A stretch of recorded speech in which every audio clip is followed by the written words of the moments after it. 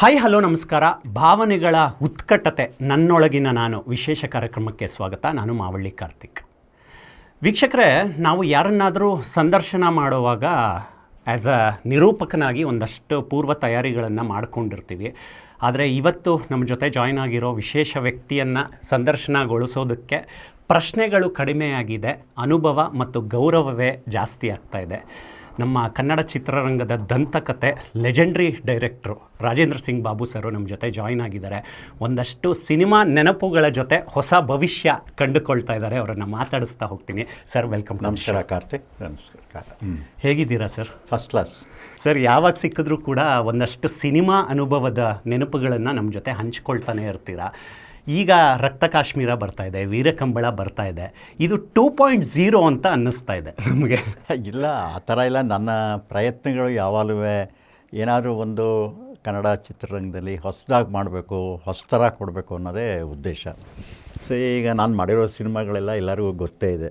ಅದರಿಂದ ಹಿಂದನ್ನು ನಾನು ಜಾಸ್ತಿ, ಏಕೆಂದರೆ ನನ್ನ ಅನುಭವದಲ್ಲಿ ಫಿಲಮ್ಸ್ನಲ್ಲಿ what next and what is your previous success ಅಷ್ಟೇ.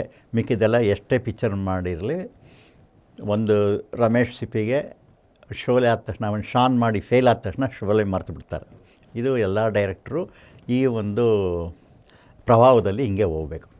ಆದ್ದರಿಂದ ನಾನು ಯಾವುದು ಹಿಂದದ್ದು ಎಲ್ಲೂ ಹೇಳ್ಕೊಳ್ಳೋದು ಇಲ್ಲ, ಅದು ಚರಿತ್ರೆ ಆಗಿಬಿಟ್ಟಿದೆ. ಆದ್ದರಿಂದ ಮುಂದೆ ಏನು ಮಾಡಬೇಕು ಅನ್ನೋದೇ. ಈಗ 2 ಪಿಕ್ಚರ್ ನಾನು ಮಾಡ್ತಾ ಇರೋದ್ರಲ್ಲಿ ಮೊದಲನೇದಲ್ಲಿ ರಕ್ತ ಕಾಶ್ಮೀರ ತಗೋತೀನಿ.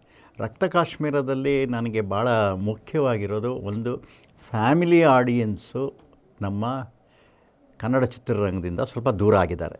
ಅದಕ್ಕೆ ಹಲವಾರು ಕಾರಣಗಳಿದೆ. ಒಂದು, ಈ ಕನ್ನಡ ಚಿತ್ರಕ್ಕೆ ಒಂದು ದೊಡ್ಡ ಶತ್ರು ಅಂದರೆ ಈ ಪರಭಾಷಾ ಚಿತ್ರಗಳು. Ticket price 1,000, 1,500. ಹೀಗಾಗಿ ಕನ್ನಡ ಪ್ರೇಕ್ಷಕನಿಗೆ ಕನ್ನಡ ಸಿನಿಮಾಗಳು ಎಟಕ್ತಾ ಇಲ್ಲ. ಈ ಮಲ್ಟಿಪ್ಲೆಕ್ಸ್ನವ್ರ ಹಾವಳಿ ಬಂದು ನಮ್ಮ ಸಿಂಗಲ್ ಥಿಯೇಟ್ರ್ಗಳೆಲ್ಲ ಮುಚ್ಚೋಗ್ತಾ ಇದೆ. ಅದಕ್ಕೆ ಸರ್ಕಾರನೂ ಏನೂ ಹೊಸ ಯೋಜನೆಗಳು ಮಾಡಿಲ್ಲ. ಮಾಡಿರೋ ಯೋಜನೆಗಳಿದೆ. ಅದಕ್ಕೆ ಆ ಯೋಜನೆಗಳು ಯಾವುದು ಕಾರ್ಯರೂಪಕ್ಕೆ ಬರಬಾರ್ದು ಅನ್ನೋದೇ ಅಧಿಕಾರಿಗಳ ಮನಸ್ಥಿತಿ. ಹೀಗಾಗಿ ಹೊಸ ಥಿಯೇಟ್ರ್ಗಳು ಬರ್ತಾಯಿಲ್ಲ. 1600 ಥಿಯೇಟ್ರ್ಗಳು ಇದ್ದಿದ್ದಲ್ಲಿ ಸಿಂಗಲ್ ಸ್ಕ್ರೀನ್ಗಳು ಇವತ್ತು 500 ಚಿಲ್ಲರೆಗೆ ಬಂದುಬಿಟ್ಟಿದೆ. ಸೊ ಹೀಗೆ ನಾವು ಏನಾದರೂ ಒಂದು ಹೊಸ್ತು ಕೊಡಬೇಕು ಅನ್ನೋದರಲ್ಲಿ ನನಗೇನಿತ್ತು ಅಂತ ಹೇಳಿದ್ರೆ, ಈ ರಕ್ತ ಕಾಶ್ಮೀರದಲ್ಲಿ ಇವತ್ತು ಟೆರರಿಸಮ್ ಎಷ್ಟು ಒಂದು ಪ್ರತಿಯೊಂದು ಮಕ್ಕಳಿಗೂ ಮನೆಯಲ್ಲೂ, ರಸ್ತೆಯಲ್ಲೂ, ಬೀದಿನಲ್ಲೂ, ಊರುಗಳಲ್ಲಿ, ಮೊನ್ನೆ ತಾನೇ ಡೆಲ್ಲಿಲಾಗಿದ್ದು ಗೊತ್ತಿದೆ, ಈ ಥರ ಪೆಹಲ್ಗಾಮಲ್ಲಾಗಿದ್ದಿದೆ. ಹೀಗೆ ಇದಕ್ಕೆ ಎಲ್ಲರೂ ಒಂದು ನಮ್ಮ ಕೈಲಾದರೆ ಒಂದು ಚಿಕ್ಕ ಚಿಕ್ಕ ಪ್ರಯತ್ನ ಮಾಡ್ತಾನೆ ಇದ್ದೀವಿ. ಅದನ್ನು ಟೆರರಿಸಮ್ನ ಯಾವ ಥರ ಪ್ರಪಂಚದಲ್ಲೇ, ವಿಶ್ವಮಟ್ಟದಲ್ಲೇ ಅದಕ್ಕೆ ಧಿಕ್ಕಾರ ಆಗ್ತಾಯಿದ್ದಾರೆ. ಅದರಿಂದ ನಮ್ಮದೊಂದು ಚಿತ್ರದಿಂದ ಬೆಂಗಳೂರಲ್ಲಿ ಟೆರರಿಸಮ್ಗೆ ಕೆಲವು ಅಟ್ಯಾಕ್ ಆದ್ದರಿಂದ ನಮ್ಮ ಕರ್ನಾಟಕ ಜನತೆಗೂ ಅದು ದೂರ ಏನಿಲ್ಲ. ಪ್ರತಿ ಮನೆ ಪಕ್ಕದಲ್ಲೂ ಏನೇ ಆಗ್ತಿದೆ ಗೊತ್ತಿಲ್ಲ, ಯಾವಾಗ ಬಾಂಬ್ ಬ್ಲಾಸ್ಟ್ ಆಗುತ್ತೆ ಗೊತ್ತಲ್ಲ. ಈ ಥರ ಒಂದು ಭಯದಲ್ಲೇ ಜೀವನ ನಡೀತಾ ಇದೆ. ಅದನ್ನಿಟ್ಕೊಂಡು ಒಂದು ಸಿನಿಮಾ ಮಾಡಬೇಕು ಅಂತ ಮಾಡಿ, ಅದರಲ್ಲಿ ನಾನು ಮುಖ್ಯವಾಗಿ ಇವತ್ತು ಮಕ್ಕಳಿಗೆ ಪಿಕ್ಚರೇ ಇಲ್ಲ. ಫ್ಯಾಮಿಲಿ ಆಡಿಯನ್ಸ್ಗೆ ಬರಬೇಕಾದ್ರೆ ಮಕ್ಕಳನ್ನ ಜೊತೆಗೆ ಕರ್ಕೊಂಬಂದು ಒಂದು ಸಂದೇಶ, ಚಿಕ್ಕದಾಗಿ, ದೊಡ್ಡ ಸಂದೇಶ ಇಲ್ಲದೇ ಇರೋ ಒಂದು ಪುಸ್ತಕ ಆಗಲಿ, ಒಂದು ಇದು ಕೊಡೋ ಅಷ್ಟು ಸಂದೇಶ ಕೊಡೋಕ್ಕಾಗದೇ ಇರೋ ಒಂದು ಚಿಕ್ಕ ಸಂದೇಶ, ನಮ್ಮ ದೇಶ ಏನು, ನಮ್ಮ ಕರ್ತವ್ಯ ಏನು, ಆಮೇಲೆ ಈ ಟೆರರಿಸಮ್ಗೆ ನಾವು ಯಾವ ಥರ ಧಿಕ್ಕಾರ ಹಾಕಬೇಕು ಅನ್ನೋದು ಒಂದು ಈ ಕಥೆಯ ಪ್ಲಾಟು. ಅದನ್ನು ಪೂರಾ ನಾನು ಮಕ್ಕಳನ್ನ ಒಂದು 200 ಜನ ಮಕ್ಕಳನ್ನ ಥ್ರೂಔಟ್ ಪಿಕ್ಚರಲ್ಲಿ ಇಟ್ಕೊಂಡು, ಆಮೇಲೆ ಒಂದು 6 ಜನ ಮಕ್ಕಳನ್ನ ಹೀರೋ ಇಟ್ಕೊಂಡು, ಅವರು ಪಾಕ್ ಆಕ್ಯುಪೈಡ್ ಕಾಶ್ಮೀರಿಗೆ ಹೋಗಿ ಹೇಗೆ ಧ್ವಂಸ ಮಾಡಿ ಬರ್ತಾರೆ ಅನ್ನೋದು ಇದೊಂದು ಹೊಸ ಕತೆ. ಐ ಥಿಂಕ್ ಯಾರೂ ಪಾಕ್ ಆಕ್ಯುಪೈಡ್ ಕಾಶ್ಮೀರಿಗೆ ಹೋಗಿ ಟೆರರಿಸ್ಟ್ ಕ್ಯಾಂಪ್ನ without any army support, only 1 man and 4 childrens ಹೋಗಿ, ಅದರಲ್ಲಿ ರಮ್ಯಾ ಅವರು ಇದ್ದಾರೆ. ಸೊ ಹೇಗೆ ಧ್ವಂಸ ಮಾಡಿ ಬರ್ತಾರೆ ಅನ್ನೋದೇ ಒಂದು ಕತೆ. ಹೋದ ಸಲ ಸರ್, ನಾನು ನಿಮ್ಮನ್ನು ಮೀಟ್ ಆಗಿದ್ದು ಮಲ್ಲೇಶ್ವರಂ ರೇಣುಕಾಂಬ ಸ್ಟುಡಿಯೋದಲ್ಲಿ ರಕ್ತ ಕಾಶ್ಮೀರ ಫಂಕ್ಷನಲ್ಲಿ ಸಿಕ್ಕಿದ್ದೆ. ನಾನು ಗಮನಿಸ್ದಂಗೆ ವಯಸ್ಸು 73, ಹುಮ್ಮಸ್ಸು 23 ಅಂತ ಅವತ್ತು ಅನಿಸಿತ್ತು. ಏನಕ್ಕಂದರೆ ಕಾರ್ಯಕ್ರಮ ಶುರುವಾಗೋದಕ್ಕಿಂತ ಮುಂಚೆ ಬಂದು ಅಲ್ಲಿ ಏನೇನು ಆಗ್ತಾ ಇದೆ ಅಂತ ಗಮನಿಸಿದ್ರಿ, ಪ್ರೀ ಚೆಕ್ ಮಾಡಿದ್ರಿ. ಈ ಗುಣ ಮುಂಚೆಯಿಂದ ಇದೆ ಅಲ್ವಾ ನಿಮಗೆ? ಇಲ್ಲ, ನನಗೇನು ಅಂದರೆ, ಒಂದು ನಮ್ಮ ತಂದೆಯವರಿಂದ ಕಲ್ತಿದ್ದು, ಆಮೇಲೆ ಹಲವಾರು ಜನ ನಿರ್ಮಾಪಕರು, ನಿರ್ದೇಶಕರು ನನಗೆ ಸ್ಫೂರ್ತಿ ಆಗಿದೆ. ಆದ್ದರಿಂದ ನಾವು ಒಂದು ಕೆಲಸ ಮಾಡುವಾಗ ಅದನ್ನು ಪೂರ್ಣವಾಗಿ 100% ಅದರದ್ದು ಎಲ್ಲ ಆಗು ಹೋಗುಗಳು ಏನು ಆಗಬೇಕು ಏನು ಆಗಬಾರ್ದು ಯಾವ ಥರ ಒಂದು, ಏಕೆಂದರೆ ಒಂದು ಡೈರೆಕ್ಟ್ ಅನ್ನೋನಿಗೆ ಅದೇ ಕೆಲಸ. ಏಕೆಂದರೆ ಒಂದು ಶೂಟಿಂಗ್ ಮಾಡಬೇಕಾದ್ರೆ ಅವ್ನ ಸೆಟ್ ಪ್ರಾಪರ್ಟಿ ಏನಿದೆ, ಅವ್ನ ಕಾಸ್ಟ್ಯೂಮ್ ಏನಾಗಿದೆ, ಲೈಟಿಂಗ್ ಹೆಂಗೆ ಮಾಡಬೇಕು, ಆ್ಯಕ್ಟ್ರುಗಳು ಯಾವ ಥರ ಡಿಸಿಪ್ಲಿನ್ ಆಗಿರಬೇಕು, ಯಾವ ಥರ ಡೈಲಾಗ್ ಡೆಲಿವರಿ ಮಾಡಬೇಕು, ಇದೆಲ್ಲ ಸೂಕ್ಷ್ಮವಾಗಿ ನೋಡ್ತೀವಿ. ಹಾಗೆ ಆ ಥರ ಒಂದು ಸೂಕ್ಷ್ಮವಾಗಿ ನೋಡೋದು ನನ್ನ ಅಭ್ಯಾಸ. ಸರ್, ರಕ್ತ ಕಾಶ್ಮೀರ ವಿಚಾರಕ್ಕೆ ಬರ್ತೀನಿ. ಒಂದಷ್ಟು ವರ್ಷಗಳ ಹಿಂದೆ ಆಗಿರೋ ಸಿನಿಮಾವನ್ನು ಒಂದಿಷ್ಟು ಡೈರೆಕ್ಟರ್ಗಳು ಬಿಟ್ಬಿಡ್ತಾರೆ. ಅಂದರೆ ಯಾವುದೋ ಒಂದು ಪ್ರೊಡಕ್ಷನ್ ಡಿಲೇ ಕಾರಣಕ್ಕೆ ಸಿನಿಮಾ ಸ್ಟಾಪ್ ಆಗಿರುತ್ತೆ, ಬೇರೆ ತಾಂತ್ರಿಕ ಸಮಸ್ಯೆಗಳು ಕಾರಣ ಆಗಿರ್ಬೋದು. ಅದನ್ನು ಮತ್ತೆ ರಿಲೀಸ್ ಮಾಡಬೇಕು ಅನ್ನೋದು ಕೂಡ ಒಂದು ಹೋರಾಟ. ಆ ಹೋರಾಟ ಹೇಗೆ ಸೃಷ್ಟಿಯಾಯಿತು? ನೋಡಿ, ನಾನು ಮಾಡಿದಾಗ ಸ್ವಲ್ಪ ಕೆಲವು ಜನ ಇದಕ್ಕೆ ಇಂಡೈರೆಕ್ಟಾಗಿ ನನಗೆ ಒಂಥರ ಮೋಸ, ಯಾರೋ ಜೊತೇಲಿ ಪಾರ್ಟ್ನರ್ ಇದ್ದರು, ಅವ್ರು ಬಿಟ್ಟೊಟ್ಟೋದ್ರು. ಇನ್ಯಾರೋ ಒಬ್ಬರು ಪಿಕ್ಚರ್ ತುಂಬ ಚೆನ್ನಾಗಿ ಬಂದಿದೆ ಅಂತ ಮಾಟ ಮಂತ್ರ ಮಾಡಿಸ್ಬಿಟ್ಟಿದ್ರು. ಆಮೇಲೆ IDBI ಬ್ಯಾಂಕಲ್ಲಿ ನಾನು ಲೋನ್ ತೊಗೊಂಡಿದ್ದೆ ಪಿಕ್ಚರ್ಗೆ, ಅದು 3 ಕೋಟಿ ರೂಪಾಯಿಂದ 33 ಕೋಟಿ ಆಗಿಬಿಟ್ಟಿತ್ತು. ಹೀಗೆ ಹಲವಾರು ಪ್ರಾಬ್ಲಮ್ಗಳಿತ್ತು. ನನಗೆ ಒಂದು ಹಠ ಇತ್ತು, ಏಕೆಂದರೆ ಏನಾಗಲಿ ಒಂದು ಸಿನಿಮಾ ನಾವು ಒಂದು ಮಗು ಇದ್ದಂಗೆ ಡೆಲಿವರಿ ಆಗಲೇಬೇಕು, ಹೊಟ್ಟೆಲಿ ಇಟ್ಕೊಳಕ್ಕಾಗಲ್ಲ. ಹಾಗೆ ಈ ಚಿತ್ರನ ಬಿಡುಗಡೆ ಮಾಡಬೇಕು ಅಂಥೇಳಿ ಎಲ್ಲ ಥರದ ಪ್ರಯತ್ನ ಮಾಡಿ ಇವತ್ತು ಪ್ರಯತ್ನ ಮಾಡ್ತಾಯಿದ್ದೀನಿ. ಪಿಕ್ಚರ್ ನೋಡಿದವರೆಲ್ಲ ಮೊನ್ನೆ ಪ್ರಮೋದ್ ಮುತಾಲಿಕ್ ಅವರು ಬಂದಿದ್ದರು. ಅವರು ನೋಡಿಬಿಟ್ಟು ಅಷ್ಟು ಹೊಗಳ್ಬಿಟ್ಟು ಹೋದರು. ಸೊ ಆದ್ದರಿಂದ ಆಮೇಲೆ ನನ್ನ ಕತೆ ಇದೆಯಲ್ಲ, ಅದು ಇವತ್ತಿಗೂ ಸೂಕ್ತ. ಇವತ್ತು ಏನು ನಡೀತಾ ಇದೆಯೋ ಟೆರರಿಸಮ್ದು, ಅದು ಒಂದು ದೊಡ್ಡ ಸಂತೋಷ. ಅಂದರೆ ನಾನು ಮಾಡಿದ್ದು ಕತೆ ಎವರ್ಗ್ರೀನ್ ಕತೆ ಇದೆ, ಅದು ಇವತ್ತಲ್ಲ ನಾಳೆ ಇದೇ ನಡೀತಾ ಇದೆ, ಇದಕ್ಕೆ ಒಂದು ಪರಿಹಾರ ಏನಾಗಬೇಕು, ಯಾವ ಥರ ಫೈಟ್ ಮಾಡಬೇಕು ಅನ್ನೋದು ಒಂದು ಉದ್ದೇಶದಿಂದ ಮಾಡಿದ್ದು. ಸೊ ಅದು ಚೆನ್ನಾಗಿ ಬಂದಿದೆ. 2007-8ರಲ್ಲಿ ಶೂಟ್ ಆಗಿದ್ದು ಸಿನಿಮಾ. ಆ ಕಾಲಘಟ್ಟದಲ್ಲಿ ಇಲ್ಲ, 10-11 ಸೆನ್ಸಾರ್ ಆಗಿದ್ದು 13ಕ್ಕೆ ಆಗಿತ್ತು. ತುಂಬ ವಿಷಯಗಳನ್ನ ನಾವು ನೋಡ್ಬೋದು ಸರ್. ಅಂದರೆ ಈಗ ಕಾರ್ಗಿಲ್ ವಾರ್ ಆದಮೇಲೆ ಏನೇನಾಯಿತು, ಭಾರತದಲ್ಲಿ ಆಗಿರೋ ಬದಲಾವಣೆಗಳು. ಸಾಮಾನ್ಯವಾಗಿ ಹೇಳೋದಾದರೆ ಇಂಡಿಯಾ ವರ್ಸಸ್ ಪಾಕಿಸ್ತಾನ್ ಮ್ಯಾಚ್ ಆಗುವಾಗಲೂ ಒಂದು ವಾತಾವರಣ ನೋಡ್ತೀವಿ ನಾವು. ಇಂಟರ್ನಲ್ ಟೆರರಿಸಮ್ ನಮ್ಮ ದೇಶದಲ್ಲಿ ಇದೆ ಅಂತ ಅನ್ನಿಸ್ತಾ ನಿಮಗೆ? ಅಂದರೆ ಆ ಸಿನಿಮಾದ ತಯಾರಿಕೆ ಖಂಡಿತ. ಇವತ್ತು ಇಂಟರ್ನಲ್ ಟೆರರಿಸಮ್ ಇಲ್ಲದೇ ಡೆಲ್ಲಿನಲ್ಲಿ ಹೇಗೆ ಬ್ಲಾಸ್ಟ್ ಆಗ್ತಿತ್ತು, ಇವತ್ತು ನಾವು ನ್ಯೂಸ್ ಪೇಪರ್ನಲ್ಲಿ ಟಿ ವಿ ಚಾನೆಲ್ಗಳಲ್ಲಿ ನೋಡ್ತಾ ಇರ್ತೀವಿ. ಅಲ್ಲೆಲ್ಲೋ RDX ಹಿಡಿದ್ರು, ಯಾವುದೋ ರೈಲಲ್ಲಿ RDX ಬರ್ತಾಯಿತ್ತು, ಅಲ್ಲೆಲ್ಲೋ ಶಿಪ್ಪಲ್ಲಿ ಬಂತು, ಕಾರವಾರದ ಸುತ್ತಮುತ್ತ ಇದು ಬಂತು. ಬಾಂಬೆ ಬ್ಲಾಸ್ಟ್ಗೆ ಯಾವ ಥರ ಅವರು ಅಲ್ಲಿಂದ ಒಂದು ಲಾಂಚಲ್ಲಿ ಬಂದು ಬಾಂಬೆ ಸಿಟಿಗೆ ಎಂಟ್ರಾದರು. ಈ ಥರ ಒಂದು ಸುದೀರ್ಘವಾದ ಘರ್ಷಣೆ ನಡೀತಾನೆ ಇದೆ. ಮೊನ್ನೆ ಕೂಡ ಆತನ ಅಫ್ಜಲ್ ಗುರು ಅವನ ಫ್ಯಾಮಿಲಿ ಮೇಲೆ ಟೆರರಿಸ್ಟ್ ಅಟ್ಯಾಕ್ ಆಯಿತು ಅಂಥೇಳಿ, ಅದು ಇಂಡಿಯನ್ ಗೌರ್ಮೆಂಟ್ ಮಿಲಿಟ್ರಿ ಅಟ್ಯಾಕ್ ಆಯಿತು ಅಂತ ನಾನು ಒಟ್ಟಿಗೆ 90 ಕಡೆ ಒಂದೇ ದಿವಸ ಮಾಡ್ತೀನಿ ಅಂತ ಹೇಳಿದ್ರು. ಇವತ್ತಿಗೂ ನೆನ್ನೆ ನಾನು ಮಂಗಳೂರು ಏರ್ಪೋರ್ಟಿಂದ ಬಂದೆ, ಅಷ್ಟು ಸೆಕ್ಯೂರಿಟಿ. ಮೊದಲಾದರೆ ಬರೀ ಒಂದು ವಾಚು ಉಂಗುರ ಬಿಚ್ಚಿಡಿ ಅನ್ನೋರು, ಇವಾಗ ಬೆಲ್ಟು ತೆಗೀರಿ, ಶೂನು ತೆಗೀರಿ, ಶರ್ಟು ತೋರಿಸಿ ಎಲ್ಲ ಆ ಥರ. ಅಂದರೆ ಆ ಒಂದು ನೆಟ್ವರ್ಕು ಅವರು ಅಷ್ಟು ಇದ್ರ ಒಳಗಡೆ ನಮ್ಮಲ್ಲಿ ಸೇರ್ಕೊಂಬಿಟ್ಟಿದ್ದಾರೆ. ಸೊ ಅದಕ್ಕೆ ಸರ್ಕಾರನೂ ಹೊಡೆದಾಡ್ತಿದೆ, ಜನನೂ ಹೊಡೆದಾಡ್ತಿದ್ದಾರೆ. ಇದೊಂದು ನಮ್ಮ ದೇಶದಲ್ಲಿ ಒಂದೇ ಅಲ್ಲ, it is all over the world. ಎಲ್ಲ ಸಿಟಿಗಳಲ್ಲೂ ಇದು ನಡೀತಾ ಇದೆ. ಸರ್, ನೀವು ಕಲ್ಚರಲ್ಡ್ ಫ್ಯಾಮಿಲಿಯಿಂದ ಬಂದಿರೋರು. ಅಮ್ಮ ಆ್ಯಕ್ಟ್ರೆಸ್ ಆಗಿದ್ದರು, ಅಪ್ಪ ಕೂಡ ಸಿನಿಮಾಗೆ ಸಂಬಂಧಪಟ್ಟಿರೋರು ಆಗಿದ್ದರು. ನೀವು ಈ ಸಿನಿಮಾ ಮಾಡುವಾಗ, ರಕ್ತ ಕಾಶ್ಮೀರ ಮಾಡುವಾಗ ಕ್ರಿಯೇಟರ್ ಆಗಿ ಕಂಡುಕೊಂಡ ಕೆಲವು ಸತ್ಯಗಳೇನು? ಮೊದಲು ಕಥೆನೇ ಹೊಸದು, ಆಮೇಲಿಂದ ಅದರಲ್ಲಿ ಮಕ್ಕಳನ್ನ ಸೇರಿಸೋದು ಇನ್ನೊಂದು ಚಾಲೆಂಜಿಂಗ್ ಇತ್ತು. ಯಾಕೆಂದರೆ ನನ್ನ ನಾಗರಹೊಳೆ ಸಿಂಹದ ಮರಿ ಸೈನ್ಯದಲ್ಲಿ ನಾನು ಮಕ್ಕಳ ಪಿಕ್ಚರ್ ಮಾಡಬೇಕು ಅಂತಲೇ ಅವೆರಡೂ ಪ್ರಯತ್ನ ಪಟ್ಟಿದ್ದೆ. Nagarahole Simhada Mari Sainya both are very big hits. So ಆ ಒಂದು ಸಕ್ಸಸ್ ಇತ್ತಲ್ಲ, ಅದನ್ನು ಮಕ್ಕಳಿಗೆ ಒಂದು ದೇಶ ಪ್ರೇಮನ ಹೇಗೆ ತರಬೇಕು. ಯಾಕಂದರೆ ದೇಶ ಪ್ರೇಮ ಇಲ್ಲದೇ ಇದ್ದರೆ ಯಾವ ಮನುಷ್ಯನೂ ತನ್ನ ದೇಶನೇ ಭಾಳ ಮುಖ್ಯ ಅನ್ನೋದು ಅವನಿಗೆ ಹುಟ್ಟಿದಾಗಲಿಂದ ಬರಲೇಬೇಕು.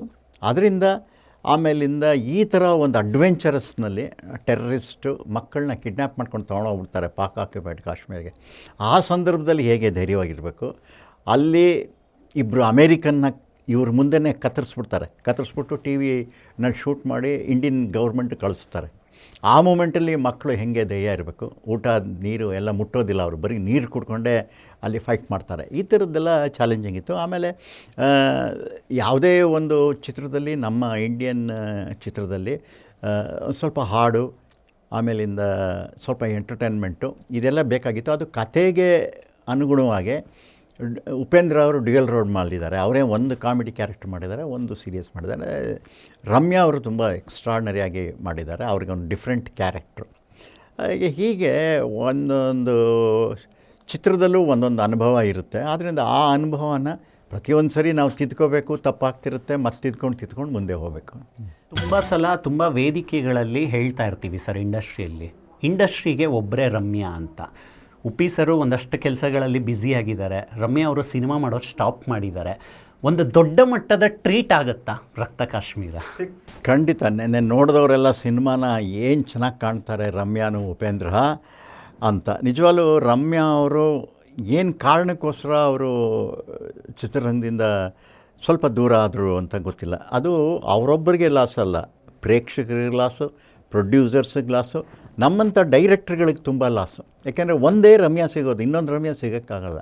ಇನ್ನೇನಿದ್ರು ಆರ್ಟಿಫಿಷಿಯಲ್ ಇಂಟೆಲಿಜೆನ್ಸಲ್ಲಿ ಇನ್ನೊಂದು ರಮ್ಯಾ ಮಾಡ್ಬೋದು ವಿನ, ಬಟ್ ಏನಾದರೂ ಅದೊಂದು ಲೈಫ್ಲೆಸ್ ಕ್ಯಾರೆಕ್ಟರ್ ಆಗಿಬಿಡುತ್ತೆ. But Ramya very good actress, ತುಂಬ ಕೋಆಪ್ರೇಟಿವ್. ಪ್ರೊಡ್ಯೂಸರ್ಗೆ ನನ್ನ ಜೊತೆಲಂತೂ ಬೆಳಗಿನ ಜಾವ 3 ಗಂಟೆಗೆ ಎದ್ದು ಕಾಶ್ಮೀರ ಚಳಿಲಿ ಶೂಟ್ ಮಾಡಿದ್ದೀವಿ, -6 ಡಿಗ್ರೀಸಲ್ಲಿ. ಬಾರ್ಡ್ರ್ವರೆಗೂ ಹೋಗಿದ್ದೀವಿ, ಪಾಕಿಸ್ತಾನ್ ಬಾರ್ಡ್ರಿಂದ 6 ಕಿಲೋಮೀಟ್ರದೇನವರೆಗೂ ಪೆಹಲ್ಗಾಮಿಂದ ಆಚೆ ಹೋಗಿ ಸೋನಾಮಾರ್ಗ್ ಅಂತ ಅಲ್ಲಿ ಎಲ್ಲ ಶೂಟ್ ಮಾಡಿದ್ದೀವಿ. ಆದ್ದರಿಂದ ಅವರು ಇದ್ದಿದ್ದರೆ ಎಷ್ಟೋ ಚಿತ್ರಗಳು, ಹೊಸತರ ಚಿತ್ರಗಳು ಬರ್ತಾಯಿತ್ತು ಅಂತ ಕಾಣುತ್ತೆ. ಅವರು ಏನು ಕಾರಣಕ್ಕೋಸ್ಕರ ದೂರ ಆದರು ಅಂತ ಗೊತ್ತಿಲ್ಲ. ಇಲ್ಲ ಸಬ್ಜೆಕ್ಟ್ ಅವ್ರಿಗೆ ಮನಸ್ಸಿಗೆ ಸಿಕ್ಕಲಿಲ್ವಾ, ಇಲ್ಲ ಅವ್ರು ರಾಜಕೀಯದಲ್ಲಿದ್ದರು ಅದನ್ನು ಕಂಟಿನ್ಯೂ ಮಾಡಬೇಕು ಅಂತ ಅದರಲ್ಲಿದ್ದರ, ಇಲ್ಲ. ಬಟ್ ಈ ಟೋಟ್ಲಿ ಫಿಲಮ್ ಇಂಡಸ್ಟ್ರಿಗೆ ಲಾಸ್. ಯಾಕೆಂದರೆ ರಮ್ಯಾ ಅಂತ ಆ್ಯಕ್ಟ್ರಸ್ಸು ಪ್ರತಿ ಸರಿ ಸಿಗೋದಿಲ್ಲ.